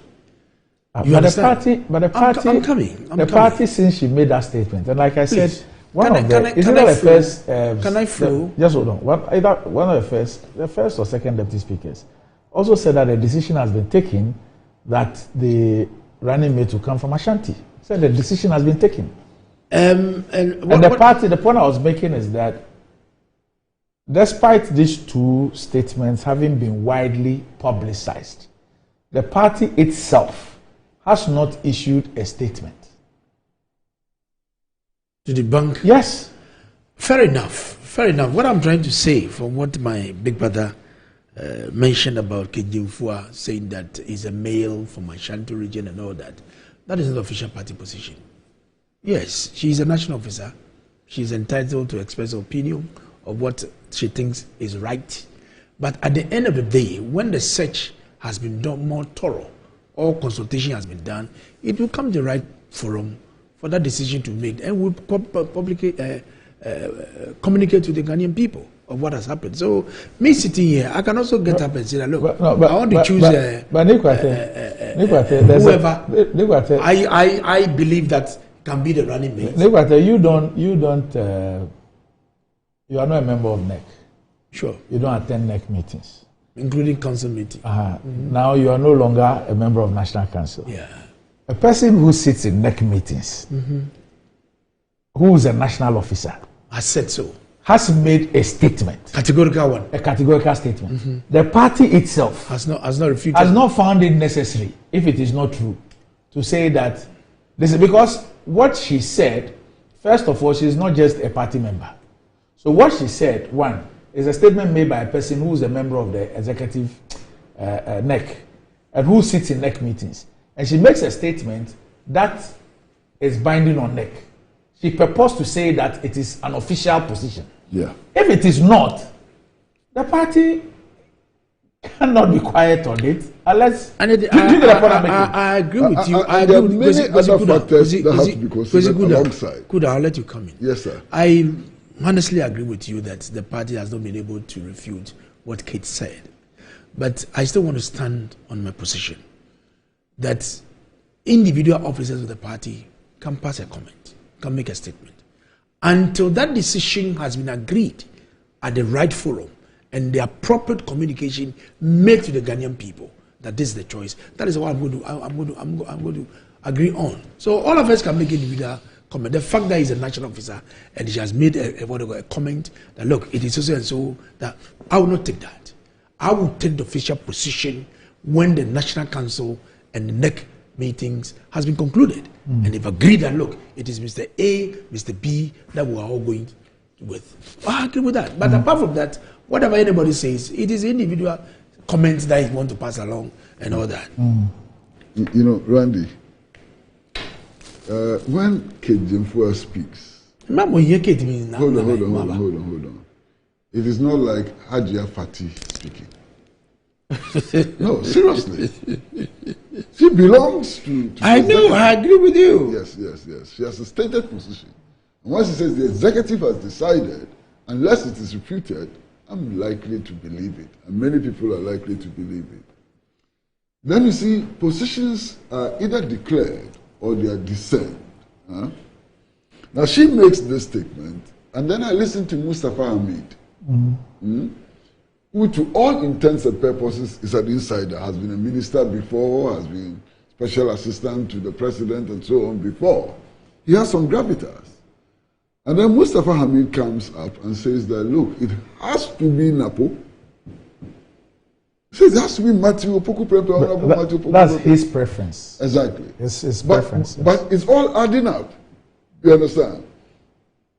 Then the Deputy Speaker of Parliament also comes and says, we have already decided that it must come from the Ashanti region. You understand? It adds up. So many things are adding up to give that impression. You understand? And it's important that the party resolve these matters. It is good that the party is meeting today, and that hopefully by the end of the meeting today, a decision will be communicated to clear the air. You know, but as it stands, there appears to be quite some substantial confusion. You know, over who the running mate is likely to be and so on. And party leaders are not helping by publicly taking positions and more or less, you know, messing up Dr. Bawumia. You understand? Because one of the questions she's being asked is that, look, why is it that when it comes to Dr. Bawumia's turn, he's not being given the free hand? You know, people are pushing him in all kinds of directions as well. Why? Because is that not normal? It's not normal. Even before he was chosen, we saw similar situations. People going. No. Listen. In his case, Nana Addo Dankwa Akufo-Addo chose him. He was not imposed on Nana Addo. Yes. And indeed, when Nana chose him, there was some resistance in the party. Nana got the party to agree with him, given all kinds of arguments he made about his economic value. Just there, Adalisa. Yeah, and so on. Nana was able to swing the party in his support. You understand? That is not what is happening now. Now he's not even being given the chance to choose the person. If you listen to Madam Kejimfua, they have already chosen the person and it's going to be imposed on him, which is most unfair to Dr. Bawumia. Another when it was a term for CPP, my big brother's voice was so low. Bashbong, he couldn't flow.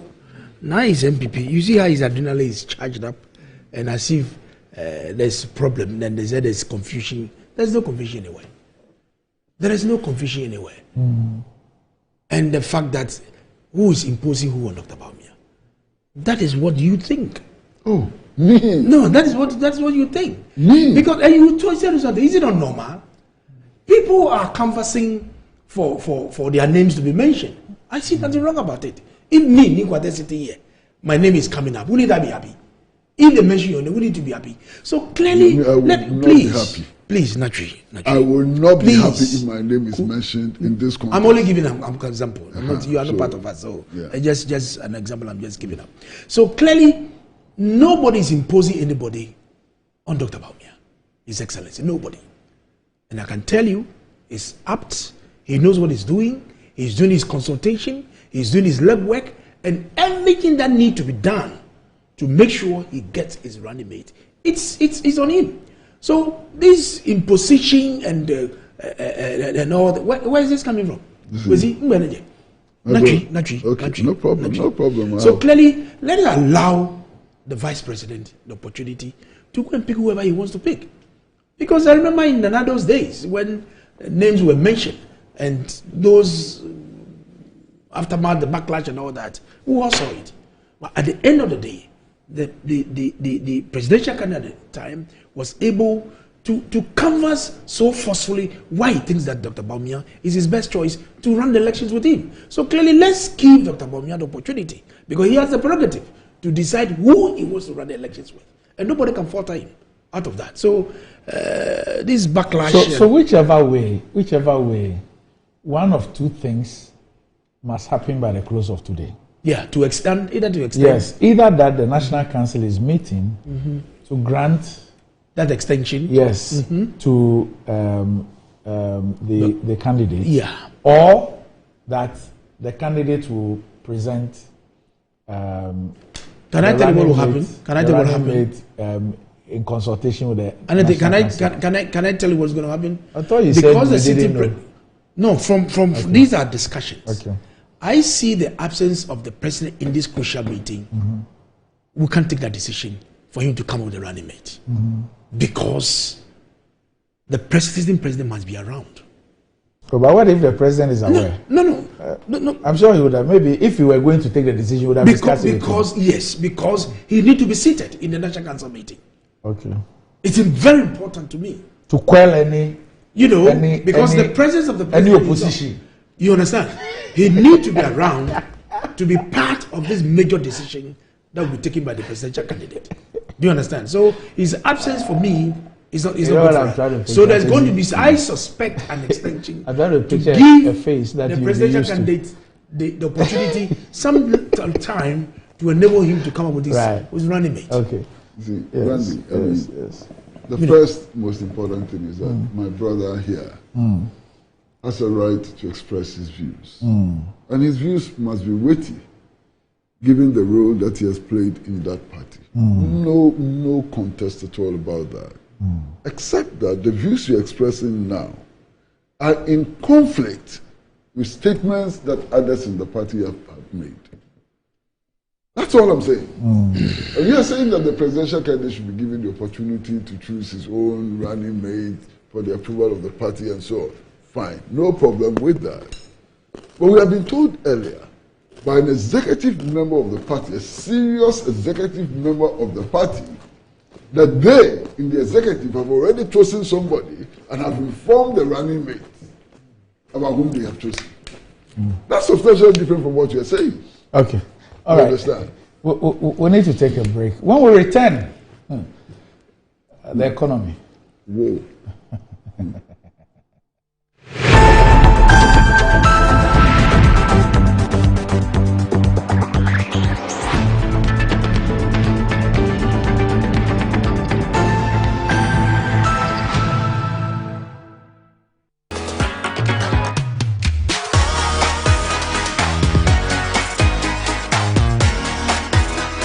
MTN.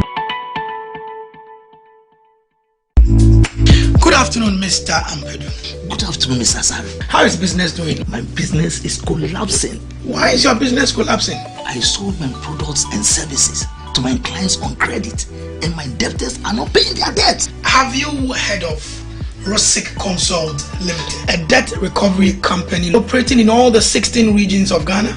Not at all. Mr. Ampedu, all you need to do is to contact them on their customer service line.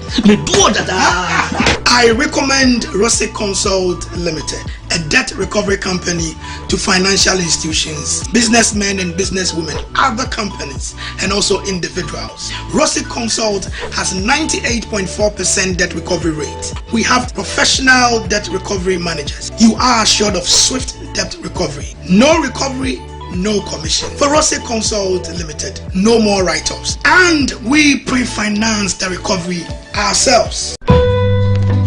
Discover the perfect blend of quality, modern elegance and affordability with Kingdom Home Real Estate.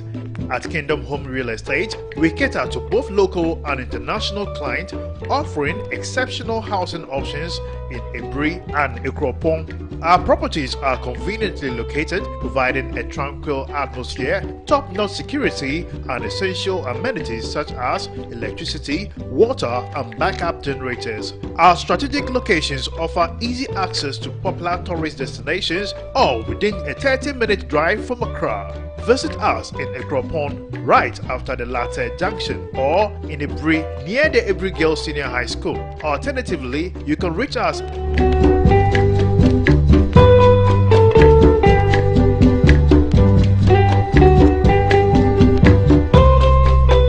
Kingdom Home Real Estate, where your dream home becomes a reality.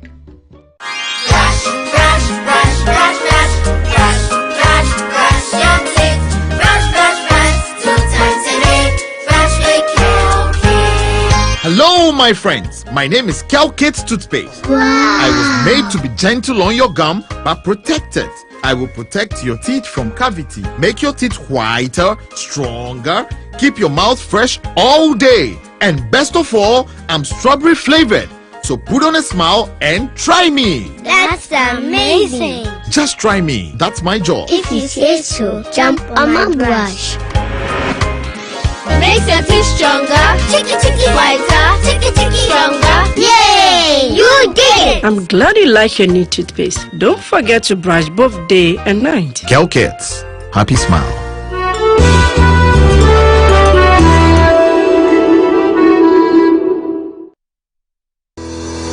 Enjoy the fruits of your labor, they say. But as humans, aging and physical infirmity stands our way of enjoying our mansions and homes. It often becomes challenging, if not impossible, to use our stairways day in, day out. With portable American pneumatic vacuum elevators, PVs, you are assured of unlimited enjoyment of your mansions and homes. It's a self-supported elevator for vertical movement of humans and goods at homes and offices. The original comes in 3 custom-made models with wheelchair accessibility. Call it luxury, but it's a necessary imperative for vertical mobility. Do not let aging or infirmity limit you. Get one for your easy vertical mobility at home. It's affordable and can be installed in just 3 days without modification to your existing building. It's however easier to incorporate it at the construction stage. We also have traditional Fuji elevators and escalators for your high-rise buildings and malls. Visit Lifts and Elevators Company Limited at Sakumono for your elevators nationwide. For free consultation to call or WhatsApp us on 0200-535-515. Lifts and Elevators, the elevator people.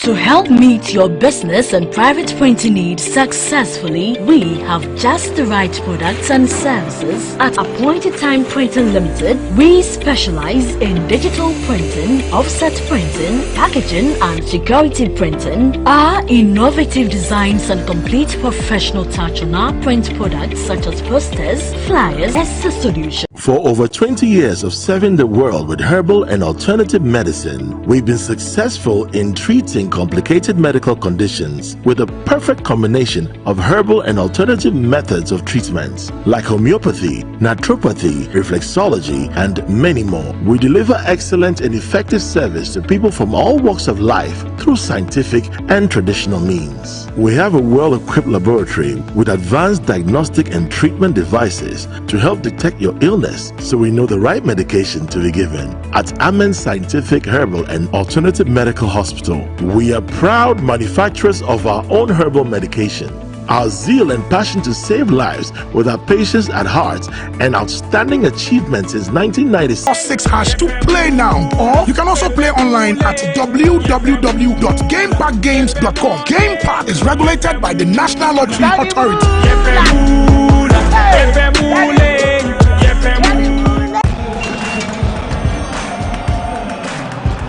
We are back bringing you the latest lineup from Betway. Betway starts strong with their front two with Free Play Friday and Swipe Bet. In the middle, you've got all the control with Cash Out and Build a Bet. Plus, with Win Boost, you can boost your sports bets. At the back, they have Smart Picks and the Partial Daily Jackpot. You always get way more with Betway. This adverts have been vetted and approved by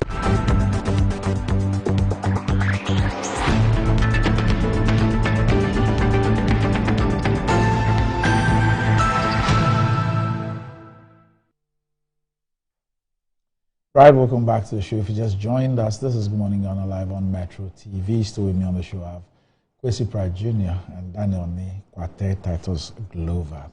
But what does wealth mean to you? Do you want to live like a tycoon? Remember, I was got the Mola, got the power. Ghana's newest lottery game draws live on Adum TV at 9 a.m., 12 noon, and 6 p.m. daily. Now pick up your phones, tablets, and computers and download the Game Park Games app on Play Store. You can also play on the website at www.gameparkgames.com or by dialing *946# on all networks. *946# on all networks. Just choose 4 numbers from 0 to 9. It's easy to play and easy to win. Charlie, make we play this game and make some mola. Nobody beats our odds in Ghana. Game Park Games, more mola, more power. This game is regulated by the National Lottery Authority. It's not for persons under the age of 18. Play responsibly. And charcoal has essential medicinal properties that help remove toxins from our bodies. The natural absorptive property of charcoal helps to remove the bacteria that produces bad breath in your mouth, hence giving you a fresh breath. Kel Charcoal toothpaste has been formulated and produced under strict hygienic conditions with all the necessary production protocols and has been approved by the Food and Drugs Authority. Constant use of Kel Charcoal toothpaste gives you a good fresh breath, whiter teeth, reduces dental plaque, makes the gum healthy and strong, prevents cavity, upset stomach, hangover, and so on. Kel Charcoal toothpaste is recommended for adults and children 6 years and above. Kel Charcoal toothpaste for white teeth and fresh breath all day long. And this is another quality product from Samara Company Limited. Kel Charcoal Toothpaste, happy, smile. And wherever you are, whatever you do, wherever you go, drink Angel Cola, your key to enjoyment. Angel Cola, love it. Ready for something refreshing, great tasting with excellent flavors? Sonia, you've got varieties to choose from. Angel Orange for that special occasion. Angel Mango, Angel Peach, refresh your mood. Angel Apple Lime. Angel Drinks produce vitality and maintain fluid in normal balance. Angel Drinks, refreshing, invigorating, and exciting. Angel Drinks are produced by Adonko Soft Drinks Beverages Limited. Angel Drinks taste like our day.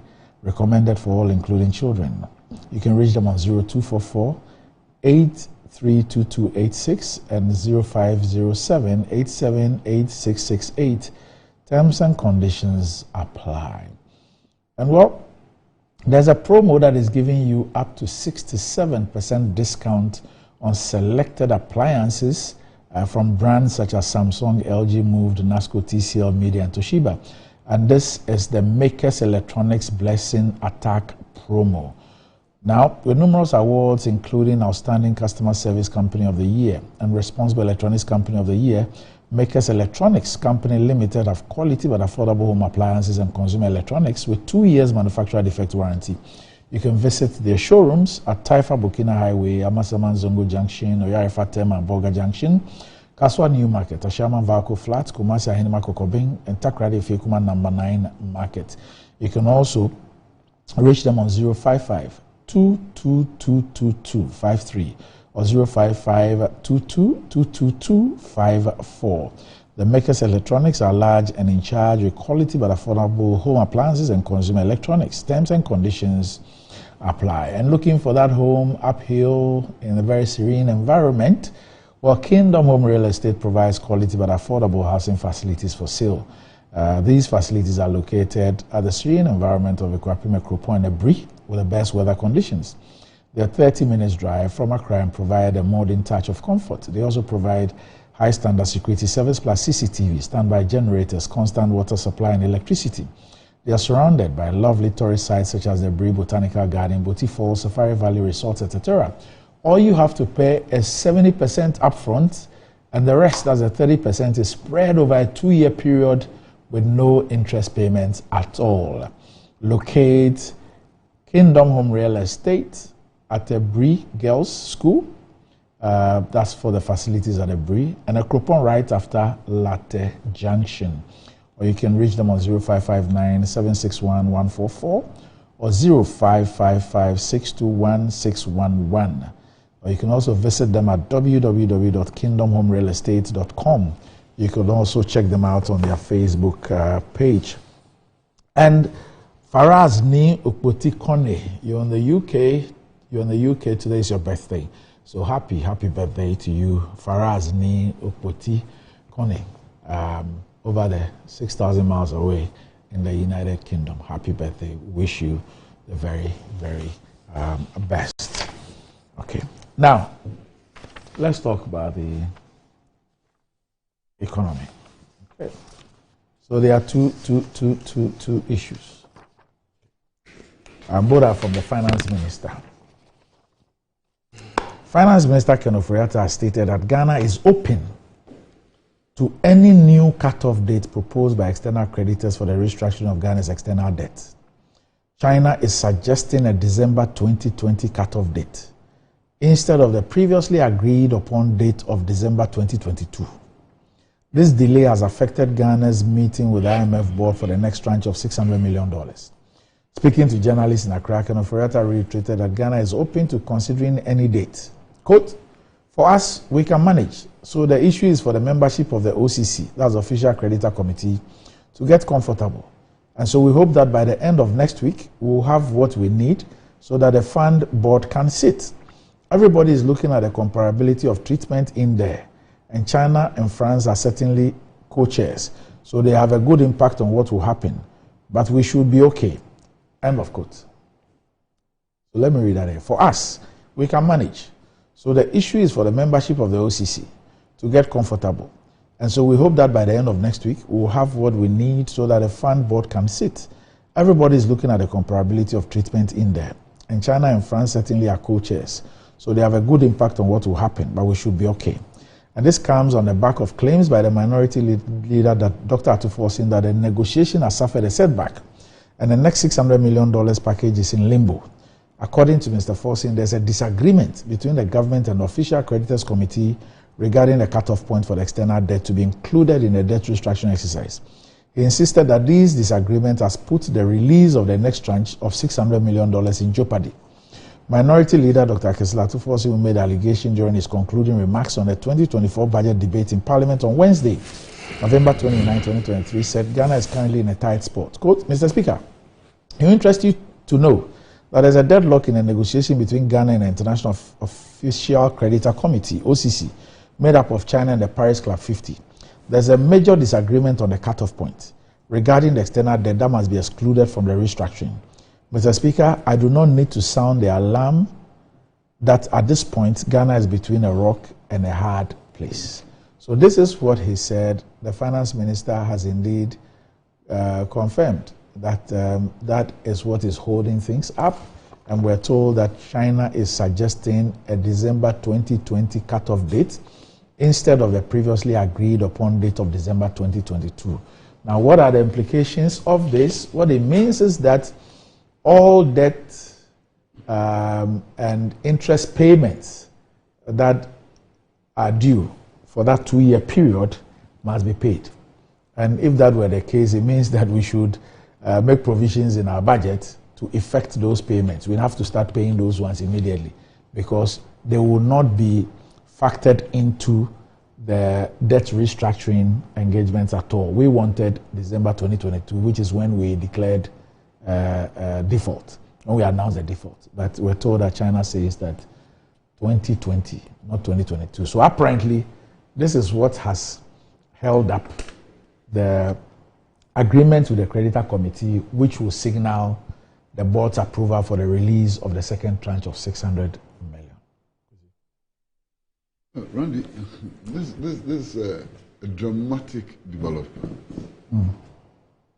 Now, if you watch, over the last 3 months, government has been consistently claiming that we have turned the corner. Now, the claim that we have turned the corner is based on the indicators. Okay.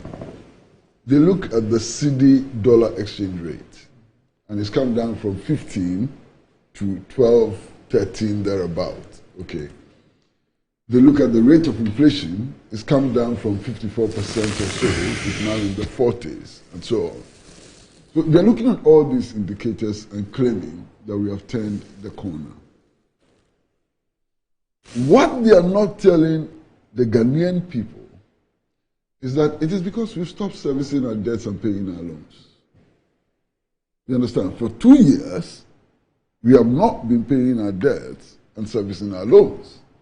So there's a certain false impression that the indicators are improving. If we start paying, everything goes haywire.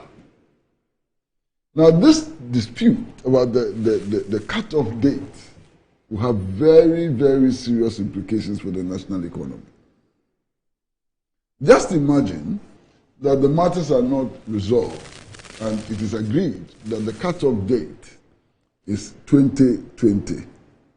2020. What are the implications? It means that we have to make provisions in our budget to pay the arrears all the way from 2022 years. Now, if you look at figures from the Ministry of Finance, which says that we are spending in excess of 120% of total national revenue on debt servicing and debt repayment, and you make the projection, it means that you have to find place in the budget to raise as much, more than 200% of total national revenue for debt servicing and debt repayment. Well, maybe the first part of the debt restructuring reduces that load. You know, the 120 was pre-debt restructuring.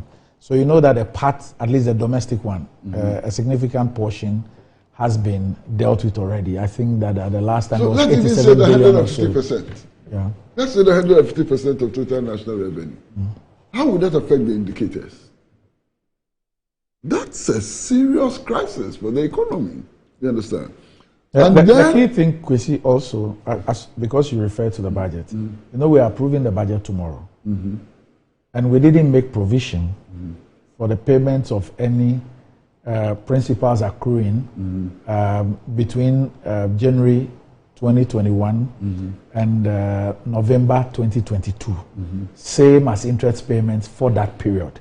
Now, if the cutoff point, the Chinese are to get their way, or the creditor committee is to agree on the 20 December as a cutoff point, then what it means is that all debt payments and interest payments between that cutoff point of December 2020 and then November 2022 should have been factored in our 2024 budget, because we need to start making payments for those ones immediately, because they will not be part of what the debt restructuring under the creditor committee's purview. Really, I don't disagree with you, but there are even worse implications. Yes.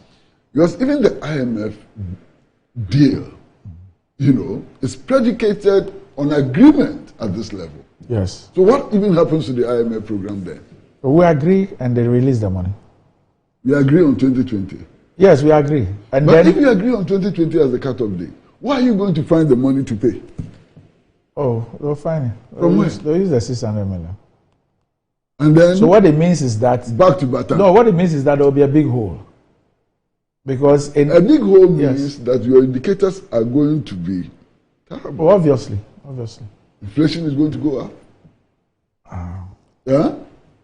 The CD dollar rate may be affected. All the indicators are going to go haywire. That's the problem. Well, maybe we should trust the expertise of those running the economy to come up with something extraordinary to deal with the issue. Because you heard me say that... Randy, who are those running the economy? No, because you heard me say that the finance minister said that... oh my God. He says that, but we should be okay. Which suggests that he perhaps has factored in that possibility. He says, but we should be okay. Randy. Yes, sir. You are obviously pushing us. Obviously pushing us. I'm trying to be optimistic. The assurance of this finance minister. Yes. What is it worth? The assurance of this finance minister, what is it worth? Is this not the same finance minister who said that over his dead body, going to IMF will be over his dead body? He misspoke. And what is the guarantee that he's not misspeaking now? The assurance of this finance minister means nothing. Nothing. Absolutely nothing. So, anyway, my brother is the man in government, so he really have the answers. He will have to sell more aluminium. Sows. He will sell more sows to salvage the situation. Practically, debt servicing is one major cost component of government. The most. And between 70-75%. Government compensation for workers takes between 12 to about 14%. When you add these two, gives you averagely between 87 to 89%. So goods and services and capex. So capex third, and then goods and services last. So this little is left for them to struggle with. Now, if China and France, but like from the readings you gave us, China is more vocal to say that they want to come back to 2020 instead of the 2022. It means that there's a lot that need to be done. Revenues matching expenditure, it's something that we are struggling, to see what we can do. And there's a reason why government wanted 2022 instead of the 2020, so that we can have that room, that we can really adjust and see how we can plan well to start paying off these debts on our neck. So I think that if indeed that is what it is, because from the readings of the finance minister, he said we are fine, which means that he's going to make some provisions. We should be okay. We should be okay, which means that he's going to make some provisions to see what we could do about it. Atu is also making some comments along there because that delay, because there is some snag. Now the finance minister has confirmed what Atu said. You know, yes. So it's a matter. If there's a disagreement, and it's a matter of engaging. My only issue is a matter of engaging. My only issue is that I will pretend I didn't hear Kwesi and still say that I want to be optimistic. It's good you do that. I want to be. I want to be optimistic and say that the finance minister says, "But we should be okay." Yes. However, something just pricked me that my optimism must be founded on something. So we have the 2024 budget before Parliament. In fact, as for the finance minister, he had concluded that it had been approved until Parliament clarified the issue.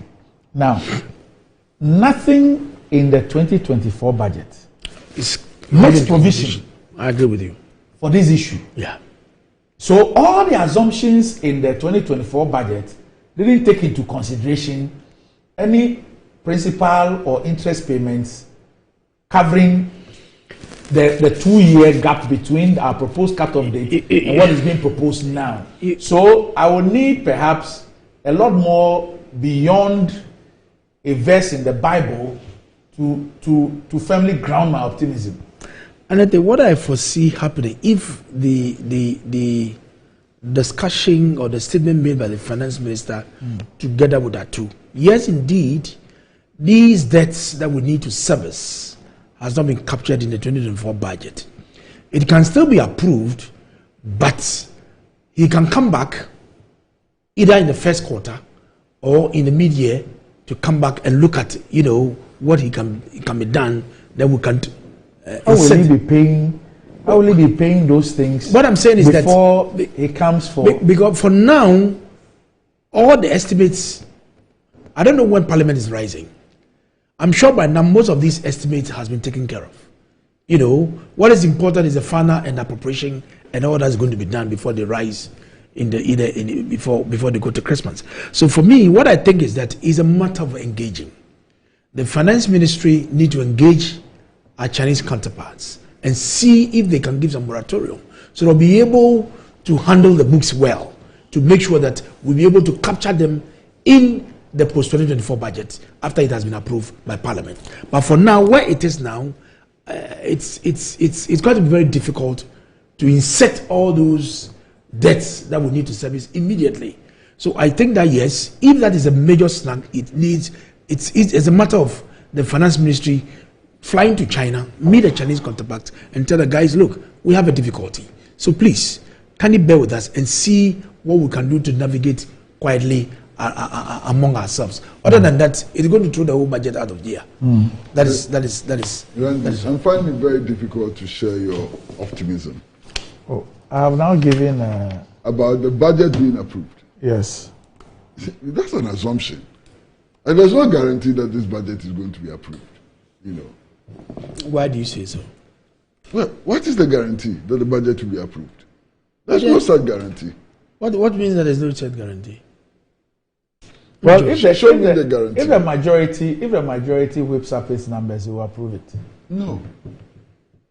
Why? Why do you think that they boycotted parliamentary sitting the other time? Because they didn't have the numbers. Yeah, but they have 1 week. They've had 1 week between then and now. There are other factors that you have to take account of. They'll all be whipped and come. Listen.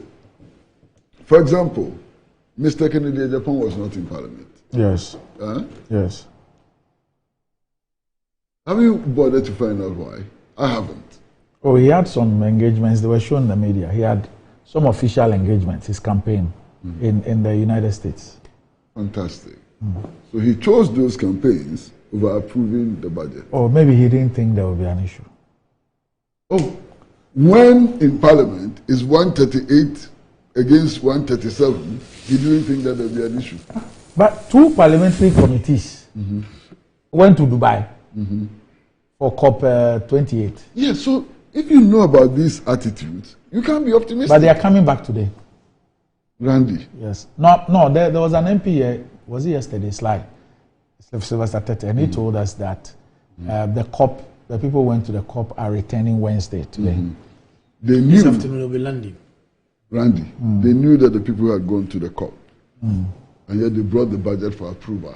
Something is not hanging together. Voice vote.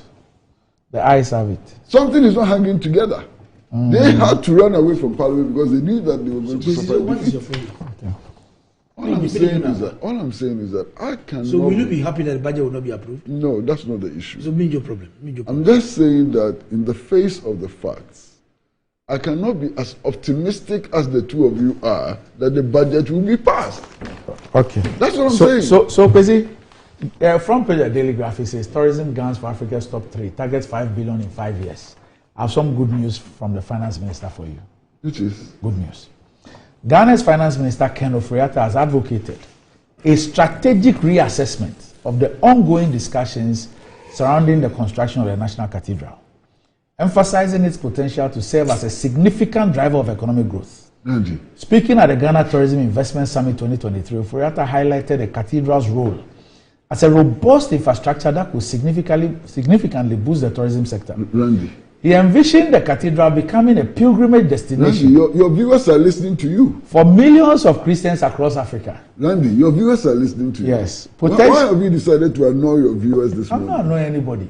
But this thing you are reading is annoying. Why? Let me finish. Maybe when we you are still going back to the cathedral. You see, when I get to the details the finance minister gave, maybe you might change your mind. In the face of all of these problems. So please listen. He envisioned the cathedral becoming a pilgrimage destination for millions of Christians across Africa, potentially attracting visitors with an average spending of $3,000 each, translating into substantial economic benefits for the country. Quote, as we look at something like the cathedral that has economic benefits beyond what we see, in Africa, we have some 600 million people who are Christians. So imagine Ghana as a new Jerusalem. And these 600 million people floating through with $3,000 to spend. It is a very different reality. Despite the ongoing debates and controversies surrounding the cathedral project, Ofori-Atta urged a more constructive approach, suggesting that the government should carefully consider the cathedral's potential to contribute to Ghana's economic development. Even as we contend with it and fight about it, let's think of this triangle and find a reason why we should also add that as part of the infrastructure base as we build a society with a strong, resilient, and robust future. So that's it. So it says 3,000 spending times 600 million people floating through. You can imagine. I'm even trying to do the calculations in my head, but the zeros are just too many. So $3,000 by 600 million people. That's the reality that people like you, Kwesi, are failing to see. You are not looking beyond just the structure. No, unfortunately, some of our leaders, especially policy makers, appear to be working from cuckoo's land. Huh? They appear to be working from cuckoo's land. That's our problem. You doubt the data. 3,000 spent per person, 600 million people in Africa. Andy, it's not even added a global number. For 7 years, all we wanted to do was to dig a huge mosquito breeding crater in the center of Accra. Now you have 1 year to go, and you're going to build a national cathedral in the face of all these monumental problems we have been discussing. Something is wrong. Randy, something must be fundamentally wrong with our policymakers. If they still think that building the national cathedral is what is going to resolve our national economic problems, we are in deep trouble. Deep trouble. You see, the money runs into trillions. About $1.8 trillion. Randy, you can sit in your room and do all these useless calculations which mean nothing. Who says that the so-called 600 million Christians in Africa will all come to the National Cathedral? So you let 60 million come? No, Randy. In any case, is that a Christian cathedral? The New Jerusalem. Is that a Christian cathedral? That's the New Jerusalem. That is supposed to be a Christian cathedral, the cornerstone of which was donated by Jews who do not believe in Christ, who actually think that Christ was an imposter. That's your New Jerusalem for you. Go and build it. It will have the Garden of Eden. It will have a Bible restaurant where foods that you read in my book of Bible stories and Bible manna and all those things, you can find them, go and eat them there. You can have the Church of Nativity inside there. Yes. It won't make any difference. Maybe things that's the way to do.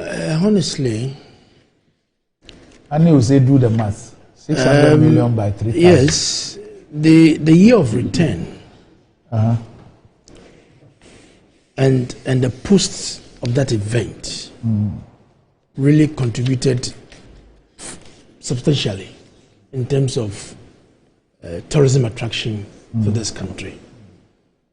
And when you ask my opinion, for now, I don't think the National Cathedral should be a priority. Hey, even you. No, I don't think that should be. Why? Because there are other tourist attractions that when we look at the Nkrumah Mausoleum. But they won't give you the numbers the finance minister is talking about. I'm saying because Anete, you can't take 1 year. Saying that the finance minister is crunching numbers. He says $3,000 Anete, by 600 million. Anete, that's 1.8 trillion. Are you listening? It looks good on paper. But you cannot take 1.8 trillion. We don't need debt restructuring. And they can you listen? Stop your mischief and then listen to me. Oh, is it being you disagree with the calculation? Please, I know the angle you are going. What you are doing, I understand. Cool down. I didn't produce the figures. My reason for saying this, cool down. Yes. We can't have 1 year to finish that project. Trust me, because it's all about money. To raise the money itself to build the cathedral is a challenge. But the president and finance minister both gave us completion dates. You know, and those completion dates were before December 2024. But we haven't finished because there are financial challenges. If we are able to finish it on time, then it can raise all these monies for us. It's not government that should go and lead to bring the money. Do you understand? So maybe some stakeholders need to come to support. That is why I'm saying that for now, this is not feasible. If we are able to get the money on time and build on time, then we come. And the money you can't get it immediately. It's going to take a little time. Because not everybody is going to troop into the place and get the money that you are quoting on the readings. Do you understand?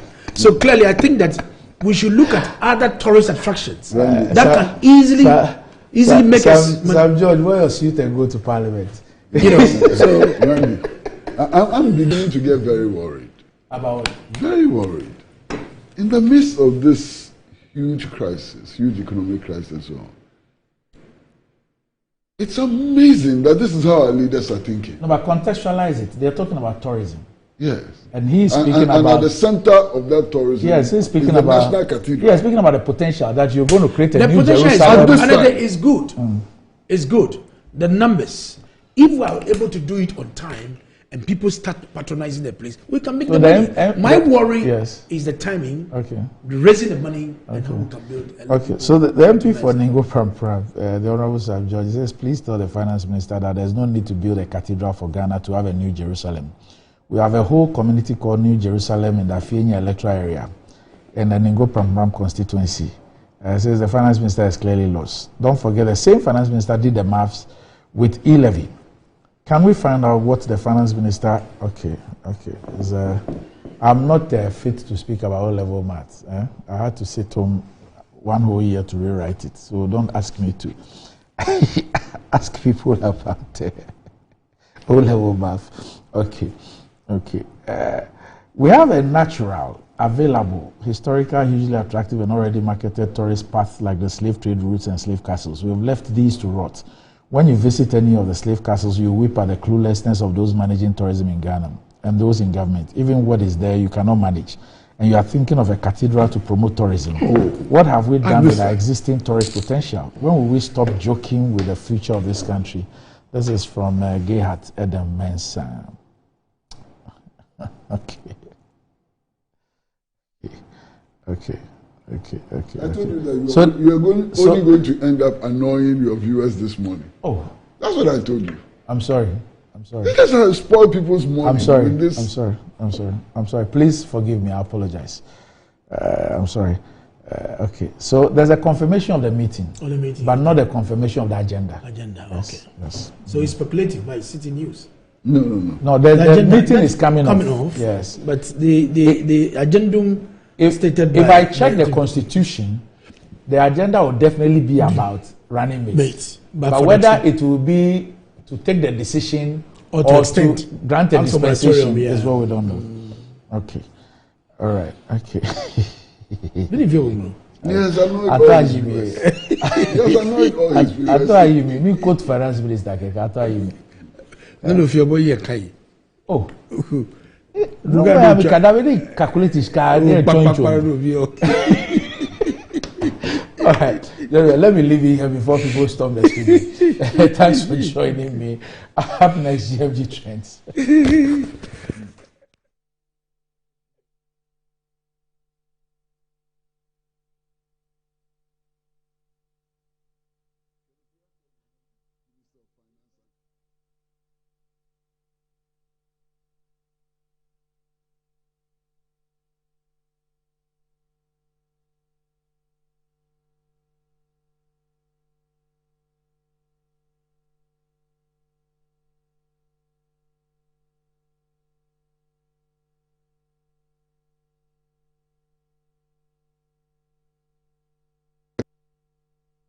Cathedral. Cathedral.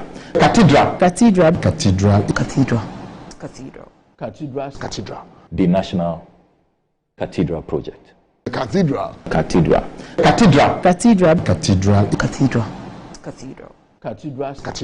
The National Cathedral Project.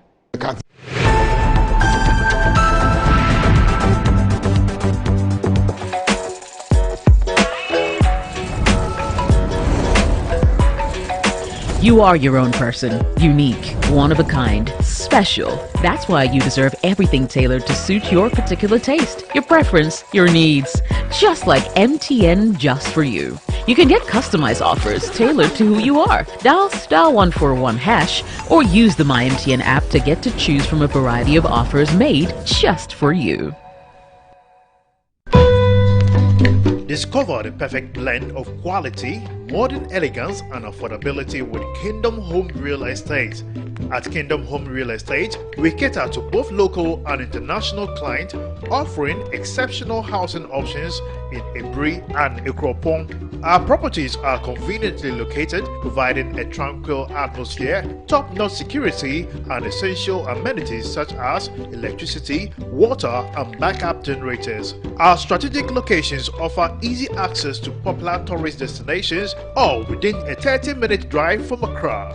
Visit us in Ikropong right after the latter junction, or in Ebri near the Ebri Girls Senior High School. Alternatively, you can reach us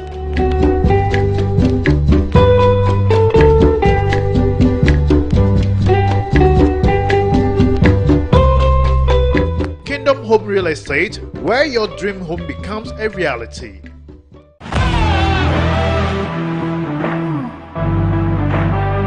The biggest car center in Ghana, offering unparalleled round-the-clock service in autos and accessories.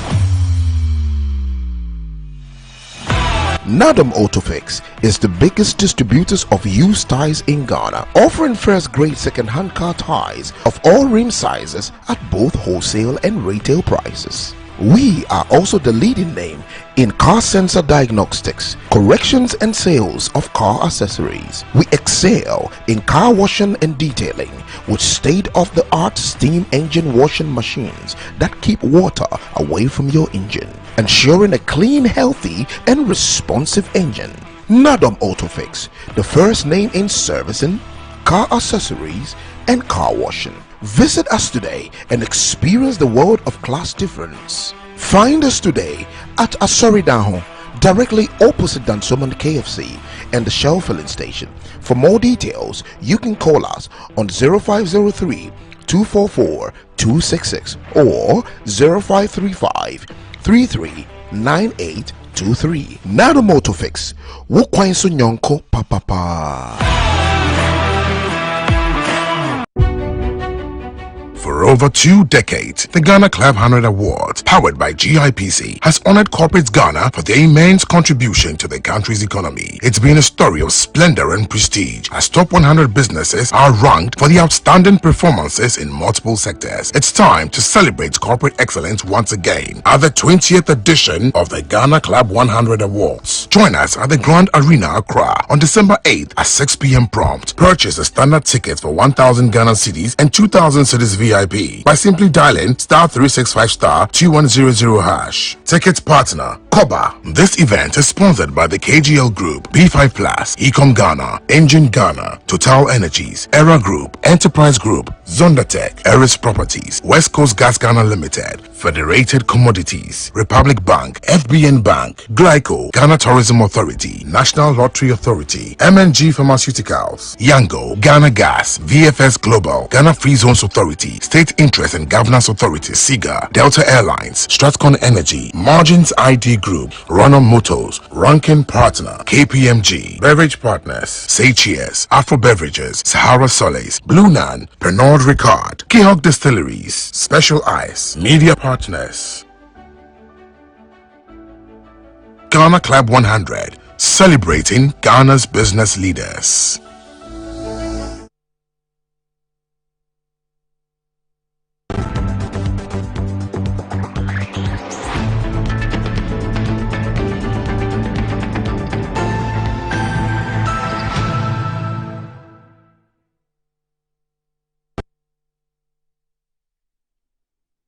Right, welcome back to the show. If you just joined us, this is Good Morning Ghana live on Metro TV. Time to check out what is trending on social media. And guess what? The exclusive man is here with us this morning. Bright. Good morning. Good morning, sir. How are you doing? I'm okay. How's the missus? She's fine. Why are you laughing? Weren't expecting I was not expecting that. I wasn't, but she's doing well. Yeah, God has been good. It's nice. You're nice. enjoying it? I am. Marriage is good? Oh, it's good, it's good. I see you put on a little weight. Oh, have I? After a wedding, you had lost weight, but you're putting on a bit of weight. Yes. It looks like you're quite busy during the honeymoon. But like they say, if you will sound funny now, right? Anyway, I'm trying. What's exclusive on social media this morning? So we have two big things for you this morning. Okay. I mean, there are lots, but then we have to take our time and give it the best for this morning. Right. Do you know Hedabasi? Yes. Yes. She went for Cookathon. Yeah. We have our own Ghanaian Asantoa who is going to go for a singathon. She wants to sing. Yes. 117 hours. She will sing? Yes. Sing 117 hours. Huh? Yes. Asantoa wants to sing for 117 hours. That's from the 24th of December to the 27th. Will that get her into the Guinness Book of Records? Yes. She's able to do so it? she actually applied, and they replied her via the email, and that's how come she announced it on her page. Whoa. Yeah. So that's a big deal, and she's actually looking for a venue. She's asking Ghanaians to help her with a venue where they think would be big for her, for audience, people to come and watch and all that. Oh. We have Studio 6. Maybe she's going to do this. We can do Studio 6. Studio 6. So maybe Sky and Edicedo. Yeah. You should get her to come there. Studio 6. Because the whole world will be watching her. But is she a known singer? She's upcoming. I don't really know any of her songs, but I've heard her sing one or two. And she's songs. good. She's good. She's good. She's good. So maybe we can do Studio 6 with her. Yeah, we can. It shouldn't be a bad deal at all. The whole world will be watching. Metro TV will be on so. Right. So but the Guinness Book of Records guys will be monitoring. Yes, and afterwards they'll give her that day. That if she's able to. So she wants to sing from the 24th to the 27th. 7th of December. Okay. And you know the interesting part of all this? Each song shouldn't be less than 2 minutes or more than 2 minutes. That means she's singing about 3,000 songs from Ghana. 3,000 songs? Yes, over 3,000 songs. Back to back. Ah. And it shouldn't be less than 2 minutes or more than 2 minutes, each song. Those are the rules. So the person who... She's called Asantoa. Asantoa, yes. Okay, but she's not she's a Fuya. Yes, it's a Fuya Asantoa. Okay. The person who holds the record for this actually sang for 105 hours. 105. Yes. Hours. Yes. So if she sings for 106 hours, she's set the record. But sometimes the more hours you sing, because they might end up they can cut some out. Some exactly. Okay. So you have to sing longer, so in case they even cut it out, you still have some extra time to beat. So her strategy is to do 117 hours. To break a 105-hour record. Yes. So she wants to do 12 hours more. Yes. Half a day. Yes. And you're saying that she must sing 3,000 songs. Over 3,000. 2 minutes each. Not more than and not less than. Okay. We'll host it. That's a lot of work, but then We'll so inform her that Sky and Edisador will get in touch with her if she's looking for a venue. I'm sure we can work it out. Because she shared it on social media pages for Ghanaians to help her get a venue for that. So yeah. Once you think she's good and it's not just somebody who's doing a publicity stunt. But no, 117 hours, it's not a joke. Even the effort. Yes. Even if I don't want to dissuade anybody or discourage anybody. It is possible. It's a human being who did it, so it's possible. Right. So I won't dissuade her. We will encourage her to the extent that you say that she's a good singer. Yes. It doesn't matter if she's underground. So you can give her the opportunity. You never know. Right. That's true. If you had the opportunity to break any record, which record would you have broken? Me? Yes. Any record at all. Any record. It could be eating, sleeping. Any record. I think I've not had enough sleep for 30 years. Yeah, for close to 30 years, I've been waking up at 4 a.m. Okay. So if there's anything I want to do, perhaps is to sleep, break a sleeping record. How provided I don't transition. I don't want to wake up sitting. Oh my God. I don't want to wake up sitting in heaven. Yes. Yet. Not now. Yet. Yes. Because I think there's a lot to accomplish. So that's my only fear, the transition. All right. I think I also might want to sleep because I don't have enough sleep. So I have not had enough sleep for almost 30 years. Okay. I'm not there yet, so yes. I'll think of something else. By the way, December on Metro TV is about to be big. December? Yes, on Metro TV. Okay. The entire tide from the 10th to the first. You know, we started in November to remember with Mr. Talafatal, Alhaji Talafatal, right. back then. Yeah, we started in November to remember. Yes. Yeah, we can bring it back. We started. We can bring it back. My own Metro TV exclusive, like you mentioned. I mean, we have a nice package for our audience. Okay. This nobody has seen before. The first time we're going to premiere the promo for our December surprise. Yes, nobody has seen this before anywhere. Okay. Yeah, so let's give you what is in store for exclusive this December. Take a look at this.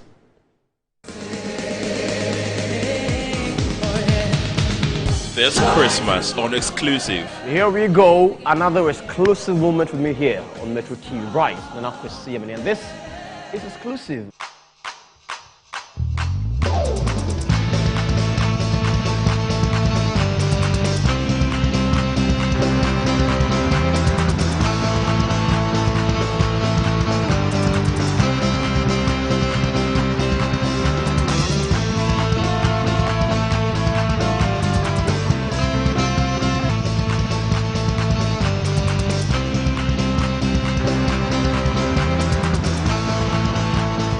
The laughter. Bring him a hammer, my hammer. You guys are very nice. What's wrong? Not once did I read that. The music. The dance moves.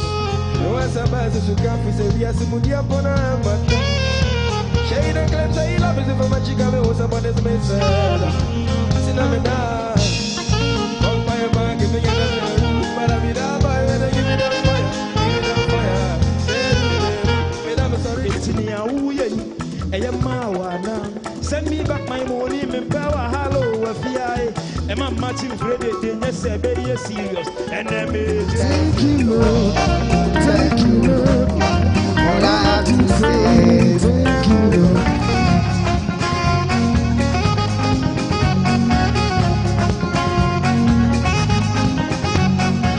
The games and more. Never have I ever. Never have I ever. Never have I. Takapia. Whoa, there she goes. Jackie Apia it is. From December 2023 to January 2024, let's spice it up here on Exclusive.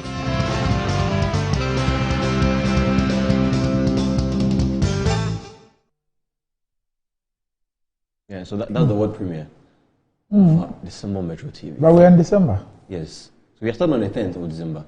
Okay. This Sunday. The first episode will be on this Sunday. Sunday. Yes. And then, which other days? So every Sunday 8 p.m. Or repeated on Thursday at 5 p.m. So Sunday 8 p.m. Repeat Thursday 5 p.m. Yes. Okay. Yes. I see. It looks good. You love it. You love it. The Twitter boys came in and they gave us a So show. it started this Sunday. Starting this Sunday. Yes, this Okay. Sunday. All right. This Sunday. Maybe next day you should appear on the show. I mean, just make an appearance. No, there's a public plea. Public plea. You should make an appearance next year. Okay. So I decided to do a personality interview once every 5 years. Once every 5 years? Yes. So I did one this year. Oh. You saw the one I did with Black Rasta. I saw it, but So I did one. I didn't know about the 5 years interval. So let's see. Maybe I'll make an exception. I'll be happy. And I know the audience will be happy as well. Yes. You can play some games. Nobody know you, 5 in 5 and all that. There are lots of games on Exclusive. Plenty games. We even give t-shirts. I don't know if you will give a t-shirt. Games. Yes. Me, I'm not used to your games, though. Oh, this one, simple games. Simple games. You like it. Because I'm used to Chaskele, Alasa. Zaza. Which one is Zaza? Why they mock you if I don't say Zaza? Yes. Alikoto. Do you know the chewing gum photo? Hey, which one do that one? Chewing gum photo. What is that? Stay. Yeah, I know stay. Stay for you. Yes. I know that. Okay. Yes, I know that. Okay. But chewing gum photo, no. You don't know about chewing gum photo? I have no idea. Okay. You see those ones with the Michael Jackson pictures and all that? Uh-huh. You know those ones? Uh-huh. Okay. Those ones are the chewing gum photo. You buy the gum and there's a picture in there, you stick it on your hands. Yeah, I know that. I do. Chewing gum photo. Right, but you should try it. Know me, know you. Yes. So I get to ask you a question about myself. I love cats. And you guess the answer. I love cats. No, I don't know how You to get to play ask me a question about myself. No, myself. About you. Yes, and you guess the answer. And How- you sing to me. How do I? If you lose, So you do random what? persons. Yes. But that one, you should do that competition amongst those who say they are. No, Those people who are always prophesying about elections. But they say they have some eyes. So you should do a competition amongst them, No. and you ask them. So, what did this man eat? What was the last time this man ate? And they say, But you know, most of these people, they don't even tell us. They wait until the elections are over. Then they tell us, I said it. No, so I'm just telling you, do a competition for them, bring them on exclusive, and then play that game with them. So you can ask them, when was the last time your mama slept? And then you want the answer. Then you ask them, when was the last time Akufo-Addo ate abenkwai? Okay. All right. Okay. All right, but that is it for first this morning, though. That's the last time the finance minister went somewhere without a white shirt. A white shirt. That would be difficult. No, I think the last time she did that, they went for the jogging.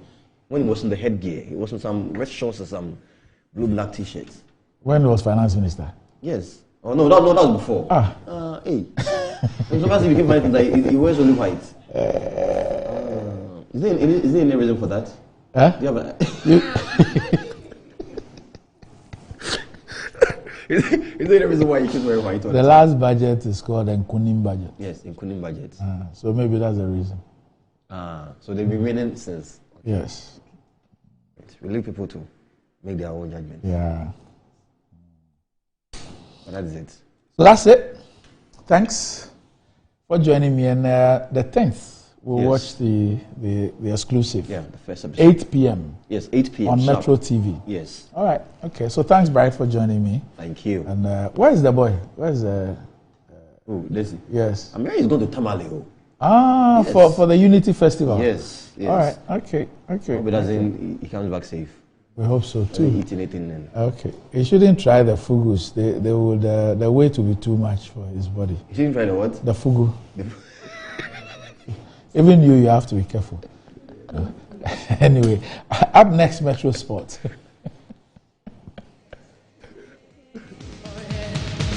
This Christmas on Exclusive. Here we go, another exclusive moment with me here on Metro TV. Right, and this is Exclusive.